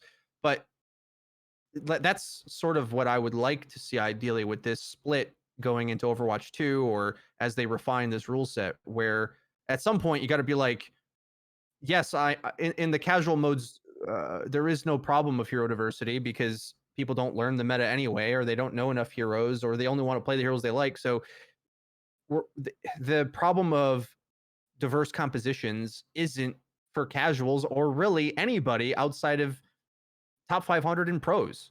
So they kind of need a different rule set if you want to see them do different things, and I do. Yeah. No, That's my I, little I actually think rant on that's that. I think that's an interesting topic. Let's dwell on it for a second, because I just actually, funnily enough, just today I watched a video on the state of Dota, because, and I think it's helpful to discuss this, because it is. I know there's people who are like, we're not Dota, we're not trying to turn the game into Dota, but we've drawn heavily, like Overwatch has drawn heavily from the MOBA type, and we would be stupid not to watch how things in that game or those game types are changing, and how what's going on in them, and how changes they make affect their game, and then try to implement it in our game. And in this video is basically talking about there's basically an issue right now. A lot of people in Dota are unhappy that the community is dying. Essentially, the influx of new players is severely on the down. They're constantly losing players, and yet Dota at the same time is growing in numbers of watchers all the time. It's constantly getting more popular. The tournaments are getting more prize pools. So there's this weird dichotomy, and where more people are watching the game, but less people are playing the game. And one of the things this video was talking about is the reason for that essentially is that it's not fun for new players to play the game.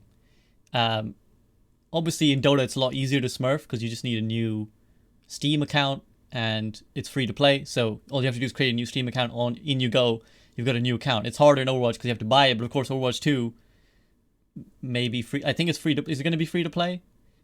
That has not been announced. I get the feeling at some point. I get the feeling it will, if not immediately, will be free to play. So we might end up in the same situation, and we might end up with smurfing, etc. The same problem. Regardless, one of the biggest problems with Dota is it's really inaccessible for new players. It's really, really hard to get in. It's really complex. There's too many overwhelming amount of things to learn as soon as you get dropped into the game. And if you're trying to play in ladder, and there's these bunch of other people who are way ahead of you and they have a big head start on what they understand in the game, it's very difficult to. It's just unrewarding essentially as a new player. It doesn't feel fun to be so far behind everybody, and I feel like that problem will start to happen with Overwatch. I mean, ironically, Overwatch is ladders are so pepega at times that it's not so much of an issue, because games are so bad that people aren't necessarily strict gatekeepers of rules and tactics, but it still is an issue potentially to be wary of in Overwatch. And so, bringing it back to the original discussion, it isn't the worst idea. I know knee-jerk gut instinct for a lot of people is, no, the pros, the GMs, and the bronzes should all have the same skills, like skill sets. They should all be playing the same game. It should be the exact same rules. But I don't know if that's necessarily the best for a game that intends to run for like 10 plus years. Because the longer the game goes on, the better the community who've been playing for several years will get, and the harder and harder it continues to get for new players to come in and play the game.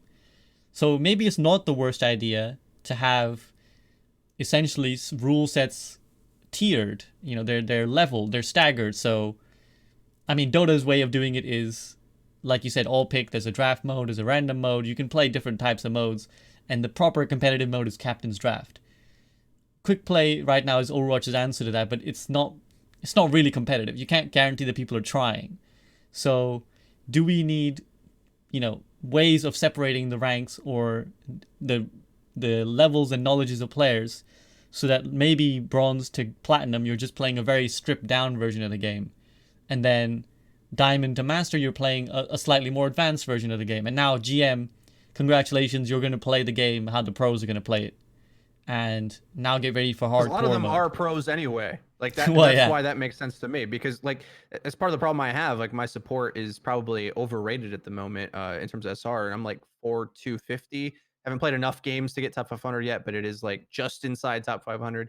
And because of that, like I just played a game with Hisu and with Fury on my team, and I was like, like, man, this is just out of my element entirely. But sorry, it just sprung to my mind.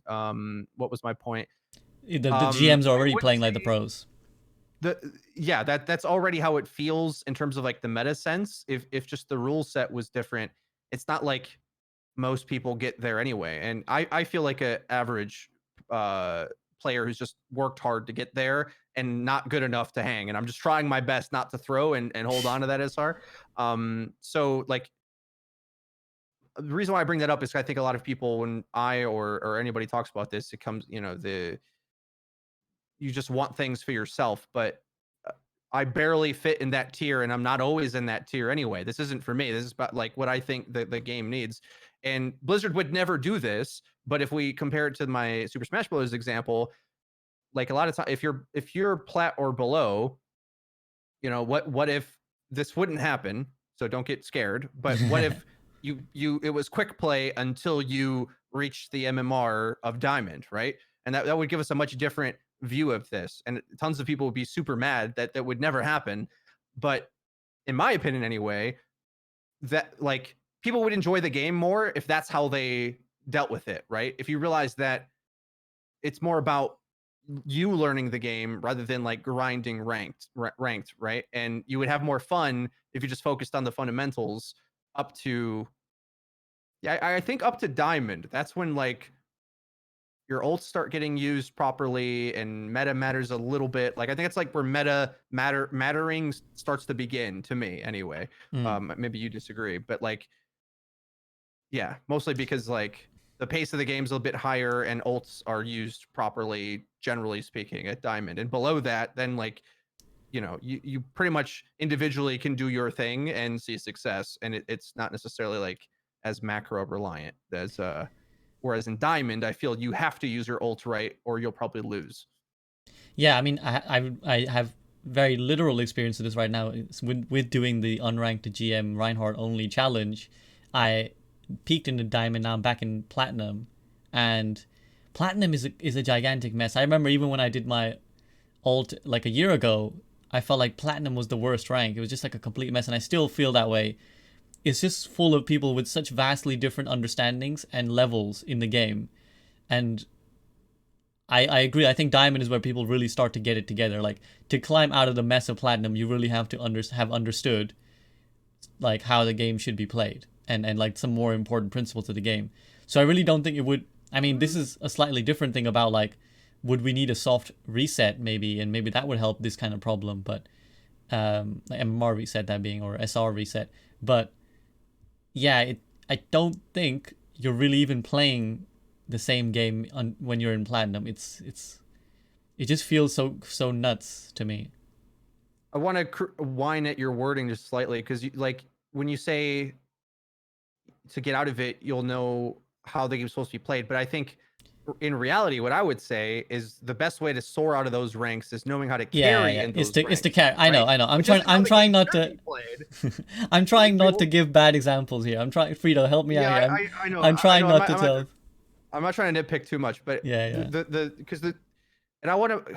People hate it when content creators smurf because they hate Smurfs in general and they think Smurfs ruin the game and everything. But smurfing is just such a great way to get examples of things. I've kind of played quick play more instead to I'm trying to do that as examples because the people you play against in quick play typically are wide ranks anyway. But I am going to do some smurfing content, I think, soon. And the reason why I say that anyway is because I get a lot of feedback whenever I've made smurfing videos in the past where like on PS4, I had this video where I start out in gold and then 80% win rate, and for like 2 weeks, 80% win rate on every roll, um, up to nearly diamond, and I just stopped playing because my thing ran out. But um, of that gameplay, I would show like, well, here's me on McCree on an off angle on a flank all alone, basically with a health pack,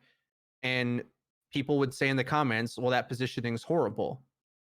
But it's like, I shut down this guy, I healed myself, won this duel, did damage in the back.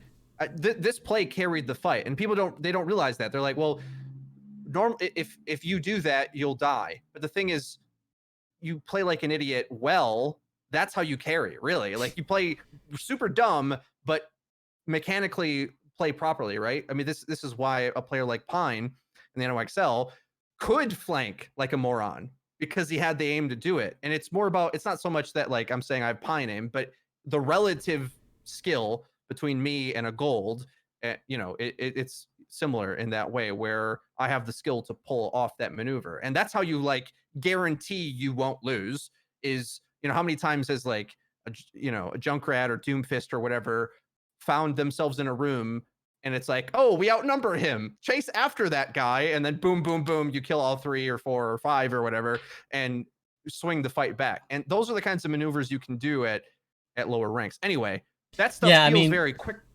That isn't how the game's supposed to be played. But if people played the game more that way, they would actually like get better at ranked. But that's probably more quick play anyway. So my point is, you're just styling in quick play until you're in diamond, no matter if you're below that rank, is my point. Like that's how you really would improve is learn how to style on people, not like, oh, I got to follow all the rule sets of the Owl Pros and have all the, my Lucio's got to support the Rhine and blah, blah, blah. But like everyone else is doing the wrong thing anyway. So like, you're not even playing that game. That's what I'm trying to say. You're playing, you are playing quick play just in ranked. Yeah, I 100% agree. I was just trying not to give, I always shy away from giving people advice of just like, just do whatever wins you the game, because as a learning tool, it's not very helpful. But that's essentially what you're doing until like Diamond, where you're not even playing the game, you're playing the match, and you're just playing the opponents given to you, and you're just trying. I mean, you kind of do that all the time, anyways, but even more so, you're just trying to just like shut down whoever's doing the most work on their team, or just like, if you need to, go on a wild flank as the main tank and just shatter 4 people and win the fight that way. But again, that's essentially how the game ladder, but that's not really what Overwatch, from my perspective, what the devs want the game to be. And that's not really, if you see how the game is supposed to be played by the end result, that's not how it should be. So to our original point, would it be helpful if there were just different rule sets anyways, because people are already playing the game fundamentally differently anyways. Yeah. So why not? And obviously a team queue would help that as well. You're playing with randoms, and whenever you see 6 stacks so that's a completely different thing, by the way. So everything I just said about like, you're not really playing, you're playing pop off meta, not follow a Overwatch League strategy. Anytime I've seen 6 stack footage of basically any rank, it does play like actual Overwatch because they have communication and they do things together. So I wish there was more of that in the game as well. Have an experimental card for that, Blizzard. Like, well, yeah, team queue Fridays or tournament mode or something like that. That's something I forgot to mention. Tournaments would be very fun in a experimental card, or like just on its own. Because like you said, I see players on my server all the time. We play pugs. I know a lot of them compete in actual teams. Even at gold and platinum, there, people don't think these teams exist, but guys, if you're listening, there are teams. If you're in gold and platinum, you can play, and they're really good. They play really well. Like, they don't have the mechanical skill of someone in GM, but they will try to do the right things. They're going to call out, they're going to strat, they're going to macro plan, and that's great. And then you see these players and they're still in gold or still in platinum because the game is different when you're in ladder, but it's not that these players are incapable. So again, maybe that's the other solution. So rather than having different rule sets, maybe we just have a team queue. I know you've gone on about team queues for like literally years, but maybe we have a team 4 queue. years now. Yeah. Yeah, maybe, and you kind of, the community values team queue a lot higher than solo rank, right? Like it's like a badge of shame almost. Like, yeah, you GM on solo, whatever, man. I'm master on group. That's way better, like kind of thing. So Yeah, because the assumption would be there that, I mean, even at higher ranks, the rules that I said where it's like, getting away with pop off BS, even at higher ranks, it's like that a little bit. I would say, it becomes less and less easy to do that as you go higher and higher. But I mean, I played against this Junkrat. Again, I'm near top 500 as a healer, and I was playing Mercy for the Pharah, and this Junkrat just like comes out of nowhere. It's a Junkrat one trick in top 500, and flings himself into the sky and mid-airs me twice, and then kills the Pharah, and then gets nanoed and kills the rest of the team. I'm like, those are the Junkrat plays, Junkrat one tricks like me dream of, and they're pulling it out and killing the pharmacy, which is something you see on Reddit. But like, yeah, anyway, I've kind of shifted my perspective on this, and I think I had to in order to stay sane while making content for Overwatch. But I don't get too judgmental with like how it's supposed to be played, and instead just lean into the ranked chaos of it and let that define what Overwatch is for a lot of people. Because otherwise, I felt like in the early years of your Overwatch, I was kind of in the conversation we're having now, essentially saying too much, like, well, you should do this, but you can't. So, and that, kind of tore me up inside a bit, because I wanted to help the game aspire to that. But unless the developers kind of build in the team dynamics of the game to work, and with the rule set, it was difficult to get that out. So instead, I've kind of gone the other way, where like I made the tier list video recently, and like a character like Hanzo for pros, a lot of them scoffed at it, like, well, he's old news. That's 2 patches ago. What are you talking about? Hanzo's trash. yeah. Then again, he did get used a couple times in Owl, so whatever. But I really don't care about what Owl's playing. To me, like, these solo queue guys that can go off on flanks and pressure down angles and be a big pain in a disorganized meta. Like, to me, that's what Overwatch actually is, the disorganized game, for the audience anyway, for the people who play it, right? Because otherwise you get caught in this like preachy way where you're always trying to like have them aspire to something they never experience, and it just, I don't know, I felt like a disconnect with the player base in that way. So I've kind of, anyway, I've gone the other way, where I lean into the casual chaos of it a bit, and try to get us all to emulate the pros for sure, but not have the expectation that that's ever gonna really happen properly until it's a team queue or whatever. That's very interesting, because that kind of leads on to something that I was wondering if we should discuss now, but we can do, is that, as you're saying, there's a real disconnect with the pro level and what, there's a lot of content creators who are either GMs or pros or focused on pro level play, and I've seen a lot of tier lists in the last couple months, maybe, been thrown out, like X hero is S tier, X hero is A tier, and we were discussing this off stream, but it's very, very rigid in some people's minds what is a quote unquote good hero, what is quote unquote a bad hero. Like you're saying, you posted, in fact I saw this tweet, you posted the hero tier list and you put Hanzo in a certain tier, and I think it was Carter who took great offense to this categorization, feeling like, nah, Hanzo's garbage or whatever. And for the pro level, maybe that's true, but it's not true for ranked. And as content creators, we're trying, like, at least me and you, I think we're trying to teach people who play ranked, not who play Overwatch League. We're not trying to, analyze pro breakdowns. We're trying to help people, like the 99% of people who are just playing their games and can't deal with the Hanzo.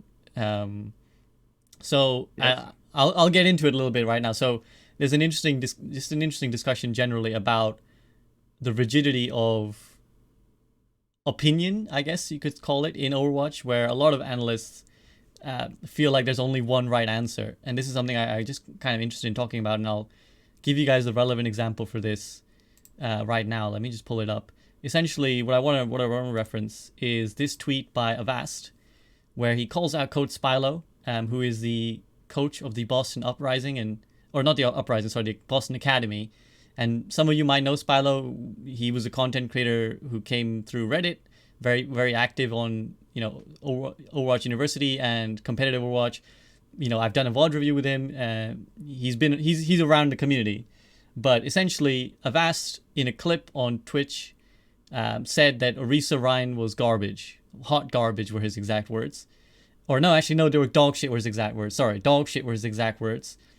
And he was analyzing the Boston versus NYXL game, and he said, essentially, he just couldn't understand why they were playing this comp. And that got put on competitive Overwatch, to which Spilo commented saying, let me explain. I mean, objectively, he said it in quite a hostile or passive aggressive manner. Let me enlighten you, for those of you who are plat chat or streamers, that essentially Orisa Ryan was meta until about a week before Overwatch League started, which is when everyone realized that Ryan D.Va was strong. And so the reason for the Boston playing Orisa D.Va wasn't that they're dumb. It is a viable strategy, and maybe they just wanted to continue playing that rather than shift to the Orisa D.Va. And this is kind of blown up semi amount amongst Overwatch Twitter, where a lot of people have chimed in saying, like, some, mostly people backing up Avast saying, like, yeah, I mean, pros know what they're talking about, kind of thing. But generally, the point I wanted to discuss is the idea that there can only be essentially one right answer when it comes to Overwatch, or there can only be one meta 6 heroes that we universally agree are the best, or there can only, like, a certain hero, like Freedo was alluding to, can only be S tier. Like, no other categorization of this hero is correct, or like this hero is only D tier, and anyone who says otherwise is a moron and doesn't understand Overwatch. And I've kind of ranted a little bit, Freedo, but I'll let you chime in on sort of what you think about this general attitude. Yeah, I almost wonder. I didn't check, but was that conversation a disagreement they had from week 1, or did that carry over into week That 2? was it. I think it just took place, but it's Because the referencing interesting, week 1. yeah, because the interesting thing was Philly ran that Orisa Sigma, and I think, no, sorry, I might be misremembering, but for sure they did. And they looked pretty proficient using the comp. I wouldn't necessarily. I They did. never They thought did. like they needed D.Va at any point. You know what I mean? Like they ran D.Va on Blizzard World on day 2, and a bit more Ana as well when they ran the D.Va. But when they ran the Orisa, they play with BAP. My assumption being, because BAP can heal and shoot at the same time, even with his secondary fire heal, he can sneak it in between his fire as well. So unlike Ana, who's got to choose one at a time, your poke goes up with BAP instead of Ana. I think Ana might still be stronger technically, but my assumption anyway was that if you felt that your DPS were stronger than your tanks, you could play the Orisa Rhine, and have them play a bit more passive, and you just win through poke. And you're basically saying, like, our ranged poke's better than yours. Come fight us. We'll kite you and outpoke you, basically, is what it seemed like to me. And we'll see if they stick to that against the NYXL, who have shown to run both the Rhine D.Va and Dive. So that might be an interesting stylistic matchup. Anyway, sorry. Just wanted to set the table for that, Yeah. because when we're Yeah. talking Sure. about Boston, I'm like, well, Boston's not great, and they played NYXL, so I kind of agree that's not a great example. But I am surprised nobody brought up Philly, because they looked good with it. So it's hard for me to ever say that a comp is trash if it works in a reasonably competitive situation, which some people may have put Washington really low on their rankings, but I think with the performance they've shown, you'd have to argue they're at least like mid-table contenders, right? Yeah, for And sure. maybe Philly is in top 5. I think they are. I don't know. Those games looked competitive. So, like, unless you think Philly would have stomped them with D.Va, like, what I always wonder what people mean when they say things like this, right? Like, are they talking about absolute, like, in a vacuum win rate potential, or they talk, or is there any opening for player expression and individual teams to shine at different things? Maybe Alarm's just better at Batiste, and that's the comp that plays better with Batiste, right? Like if you have an all-star support, or you don't have an Ana player, let's say. I don't remember how good Boombox is at Ana, and I don't necessarily remember if I know Alarm's like famous for Zen as well. See what I'm saying? Maybe if you just want to enable your star player, maybe Hmm. you would you particularly be better. Now with Boston, maybe that's different. Maybe Boston looked like a joke running their tank combo. Or was it Boston or Dallas? Sorry, I You thought mean the Dallas was running Orisa the Ryan? goofy comps. Dallas Yeah, ran Zarya, right? Dallas That ran was a few questionable. goofy comps. Yeah. That's what I was thinking. Okay, either one. Both of them are lower table teams anyway. So what are we really judging them on? Should we judge them like, well, you're bad, so run the meta and get better? Well, maybe they can't run the meta. Maybe they're just bad on everything. As a viewer anyway, and this is my bias showing because I'm not in these pro communities. Often I'm far too optimistic on what comps can accomplish because I see things from a very casual lens. But um, I would rather see them burn out trying something. And we've seen that from teams, right? Like the Outlaws with the Orisa Brig were the only team, Lucio Brig were the only team that ran that. A couple teams with the Orisa Rhine. And I don't know. Like I Even hesitate even to even bash season this one. when this is what we wanted. Yeah, just a quick addition. Even season one, you remember the great debate in the Outlaws versus their fans when their fans kept urging them to not play goats and play the multi DPS that they were good at, and the Outlaws were like, "Listen, guys, you don't understand. We need to play goats." Yeah. Yeah. And at the time, I sort of agreed with that as well. Like, not that I felt they had to do that, but I thought that was a reasonable answer. So I think they're both reasonable answers, and maybe that just makes me like my opinion not have any edge to it because like I'm like I don't know. Like I wish we.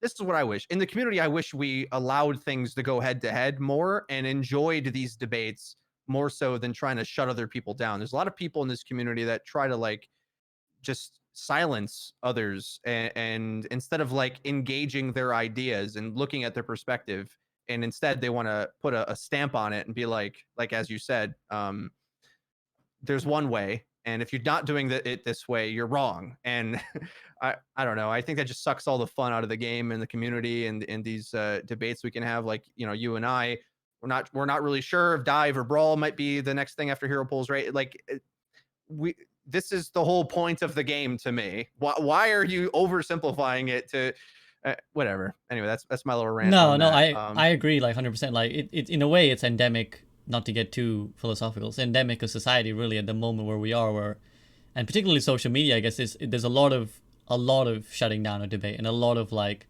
you are objectively wrong on an opinion, and of course that can be sometimes opinions are ill informed, right? Let's not forget that. Like I'm not trying to argue something else. Like sometimes someone can have a really ignorant opinion, but I think there's a really overreactionary mentality.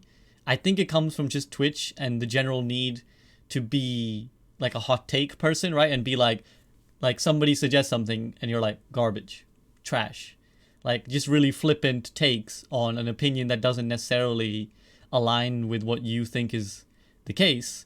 But it's I seeing it, I personally get very disheartened and annoyed really when I see like very stuff like this, essentially not to actually like physically target either of these guys. I'm talking more about the mentality that like only one person knows what they're talking about and the other person is a monkey, essentially. Like they don't understand Overwatch just because they disagree whether you pick Orisa or Diva, right? And are we not supposed to be playing a game that's really variable and flexible? Is it not supposed to be a game where we're supposed to be switching based on high ground, low ground, based on the geography?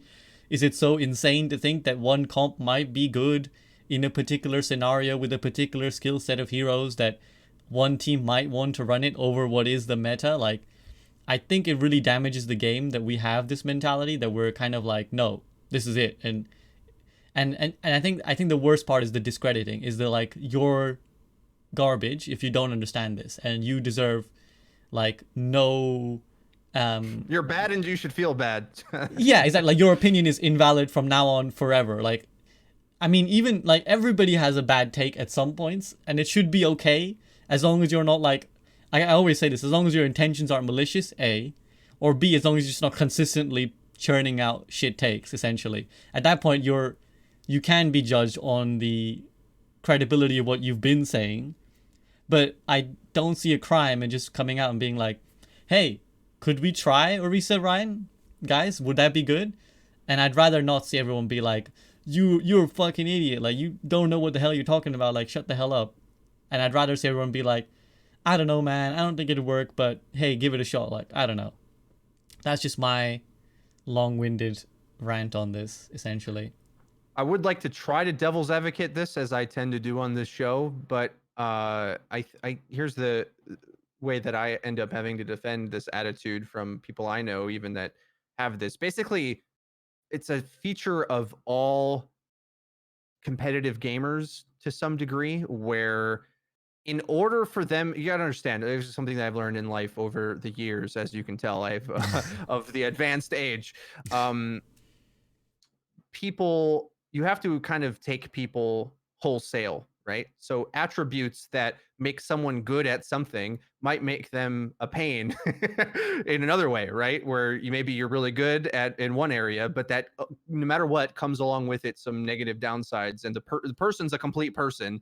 They can't just like, you can't rip those ideas apart necessarily. You can try to like curb them and improve, but generally, a lot of people come as a whole package in that way. So pro gamers or high level competitive gamers, in order for them to succeed, they kind of have to have this arrogant, like, I don't want to be disrespectful, but uh like people who have Asperger's are typically like socially like focused, but they're geniuses sometimes, right? Like they are some of the best mathematicians, or they can invent things, or they're engineers. And um gamers are more in that camp sometimes, where their goal of improvement and actually to get good, like they, I mean, like Avast, for example, former pro, um I thought there was a thing that he announced that he was going to be on Boston or something. Was that He true? he he did sign to Boston, didn't he, in season one?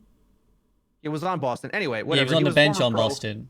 but sorry, I thought there was a new tweet. No, Maybe I that think was a that joke. was a debate. I believe someone retweeted it, making it seem like he was just getting signed to Boston, but that was his debate. Ah, gotcha. I didn't dig into this at all. Anyway, my point is, in order to go through the grind and get in that atmosphere where you're around competitive people, uh, there's a bit of a group think that goes on in there. And if you have maybe let's put this in a ranked context, okay? You're in a ranked game, and someone advocates some wacky strategy that you know is like a big risk. Maybe it can pay off. Like it's like, I have a friend who might bring up when I've played, why don't we go hold them in their spawn? And I'm like, in this case on this map, maybe that could work, like on Volskaya or something. Like it could work, but we haven't practiced this. I'm not ready to do this. It's too much of a jump, so I just shut it down. I'm like, no, that's a silly idea. Let's just play normally and whatever, right? Um, Guys who bring up those ideas in these communities as you go up the tiers of, whenever you're wrong, it's like you feel terrible about it, right? And so because of that, the creative thought kind of gets pushed out, and you sort of make a beeline towards whatever works, whatever's effective.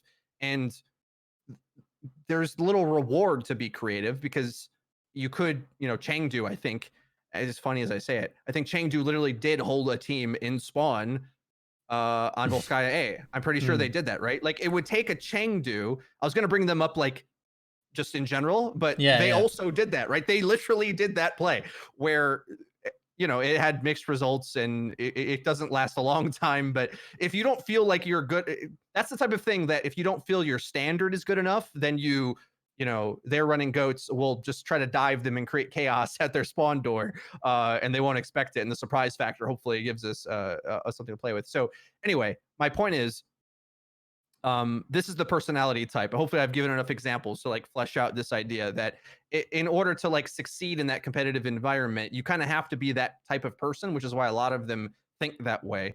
And someone like me, whose job maybe is to like be more creative with, because the if you have creative content, it's more interesting. Maybe I'm we're biased in that other direction where we think more about the state of plat, whereas they literally like zone it out, like it just like basically doesn't exist, which is why so often when you talk to these guys they say radically ignorant things about lower ranks. And I know even a lot of players tell me I say this all the time too. I think I have a better understanding than someone who only plays at the highest tier. But sorry, I Yeah. don't know where we are No, anymore. no, Maybe no. we're in This a is completely different world from where we're supposed to be. But no. I there we go. guess yeah, and I guess like we won't draw necessarily too deep, but it is relevant to recent events because this makes me think of the Ninja tweet, and I don't know if you've seen this recently, but the tweet where he Yes, said, I have.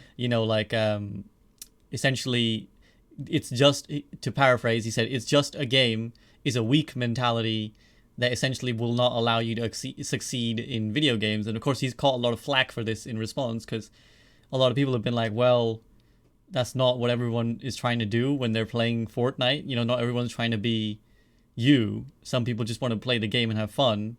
And is anger a healthy attitude to have to every loss? And I think that kind of touches essentially on what we're discussing here is that people often have different skill sets, different needs, different requirements, different goals, and they have different they reach different conclusions essentially. So in the case of Ninja, not everyone is trying to be a pro Fortnite player, so they don't need to have the same attitude as you, Ninja. Like you don't need to brand it as a weak mindset if someone thinks of something differently to you. And fair enough if you believe that that's the way to succeed. But again, I guess it's the weak mindset part that makes people mad. And I guess it's the same kind of issue here where you might think that XYZ comp is the best, or you might think that Hanzo is garbage tier, but if someone else sees it a different way, maybe try and think about why they're saying that. Maybe try and think about like, well, maybe they're thinking about a different set of people. Maybe they're thinking about the ranked player in general and not what, Vancouver Titans are going to run next week. So, yeah, yeah, like you said, I'm not really sure what we're inhabiting, but generally, I guess the point that I'm trying to make is let's try and be a little bit nicer and let's try and be a little bit more rational about the way we discuss things and a little bit less knee jerk. Essentially, let's not try and brand each other as garbo trash monkey cans, rather than let's just be respectful a little bit, I guess. Yep, context matters very much, and I think a lot of times I see this all over the place from every tier of player, basically, where a lot of times I think knee jerk responses aren't in context, basically, with what they're trying to say. And in fact, to their disagreement specifically, again, because the Vast is one of these, like, you kind of have to be an alpha gamer in a way, right? Where you just, and I find myself saying this too, like, well, that's just trash or garbage, or very like, on or off switch about it, very binary with some of my takes. But what was I trying to say? Totally blanked. Avast is like one of these pro players, so he does have this kind of mentality, I guess, is what you were trying to say. I'm getting old. Not enough caffeine. Can't Well, remember. I was trying to put some cute little bow on it, but we'll just have to pretend I said something warm and fuzzy at the end. Context matters. Oh, yeah. If I heard him say that, I hmm. wouldn't like take offense because I would figure he's speaking the language. But the other coach might feel that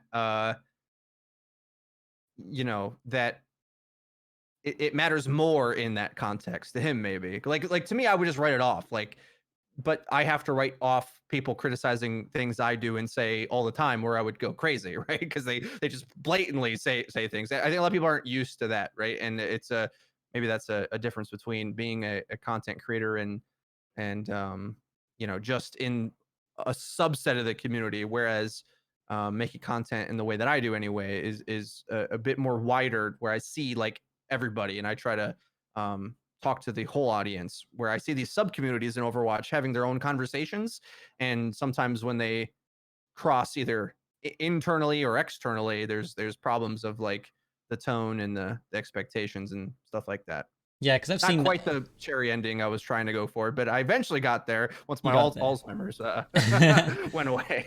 Yeah, I was gonna say because that kind of exists with comp Overwatch as well. Like I've seen a lot. Like there's a community of non-pro players, essentially of ladder players who are like mostly anywhere between like gold and diamond, and they have certain opinions, and they like are like this is the ladder experience, and this is what we collectively think as a ladder. But and like you said, they often also get upset by pro takes of like when pros are like this is meta, and they're like, well, what do you know? You don't play where we play. Like you don't deal with the games that we game. Like we there's no way I can play Sigma. Like the dude just doesn't work, kind of thing. So yeah, I guess a bit more understanding. And I guess in the case of this one, like just to finish this discussion, is that it has a human cost, right? I guess maybe why Spilo felt so upset, obviously, is because he is the Uprising Academy coach, so he has a direct investment in Boston. And even me personally, I know Mineral. I'd like to consider him a good friend of mine, and you know that he's trying really hard with Boston, and sorry, Mineral being the coach of the Boston Uprising. So I guess language like this is like dog shit. It upsets. I mean, it doesn't upset me particularly, but because like you said, as content creators, we have to have thick skin because people say all kinds of crap to us all the time.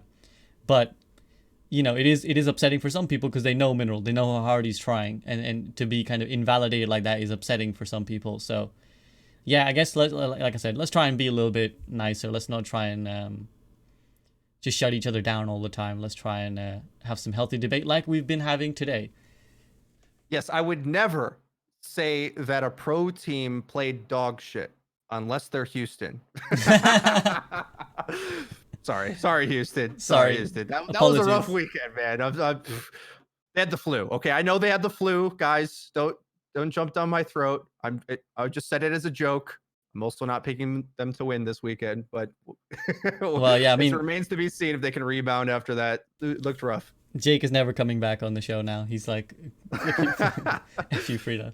But I don't I even mean, Jake. I don't think's proud of that performance. They probably look not. like they missed him out there, dude. Like That's it true. always seemed like Houston without Jake didn't know what to do. Basically, they looked like a ranked team when and that weekend was their worst version yet. Now, granted, they were all sick, so that might play into it. We'll see. But I'm not too confident in Houston at the moment. I overrated them in my power ranking. So I set you guys up and then you let me down. So I'm dropping you down. I think they might be the worst team in the league. I think Boston's going to beat them this weekend, but it'll be close. Go Mineral. You Yeah, got one exactly. game that you can win on the schedule for sure. I think Houston when they're injured. Mecco doesn't look like himself anymore. They got him going on flanks constantly. He's not playing his defensive style. And even if he did, I don't know if the May play or the McCree play or the tank play or the really anything play. Lucio looked all right. Sexton was okay. But other than that, Shout I out, don't, I shout don't out, know if they had Jackson. anything. Well, yeah. Well, Okay. It's okay let's. to be bad sometimes, all right? It's all right. Well, We it's can't okay to can't be always bad when you're feel still one of fine. the 100 best players in the world. So not the worst True. level of bad to be. But yeah, on that note, this stream is openly rooting for Mineral. Go Mineral! I'm rooting for you, buddy. Let's see you get that W. And on that note of jokes and keeping it lighthearted and keeping it fun and open, I think we should probably sign off there, Frito. What do you think? Sounds good, man. Yeah, well, it's Well, been I still have a couple brain cells left after I've extinguished all my energy in this conversation. the little gray cells, as a Poirot might put it. But yeah, let's call it there, guys. It's been fun. It's been a lot of fun discussing. We had quite a few topics. We went a little bit deep. We went a little bit philosophical. Went a little bit off track. But I guess that's what you've come to expect from us. And hopefully, we had some interesting thoughts for you to think about what might come in Overwatch with hero pools, experimental cards, etc. But Frito, any sign off before we go? That's it, man. Thanks for having me on again. We like doing this show. We may have more things to talk about with hero pools coming through a little bit more regularly. So at the moment, I like the pace that we're doing it. Like it feels like when there's a big thing coming up or looming, then we can hop on and talk about it at length. And we covered a lot of ground today. Long 2 hour show. I Exactly. It's hope that been a you guys while. enjoyed it. Yeah, it's been a while, so we had to catch up a lot. But yeah, as things come, we'll keep going. But thanks for joining us, guys. As always, you've been a lot of fun in Twitch chat, and yeah, catch you guys soon. See you guys later.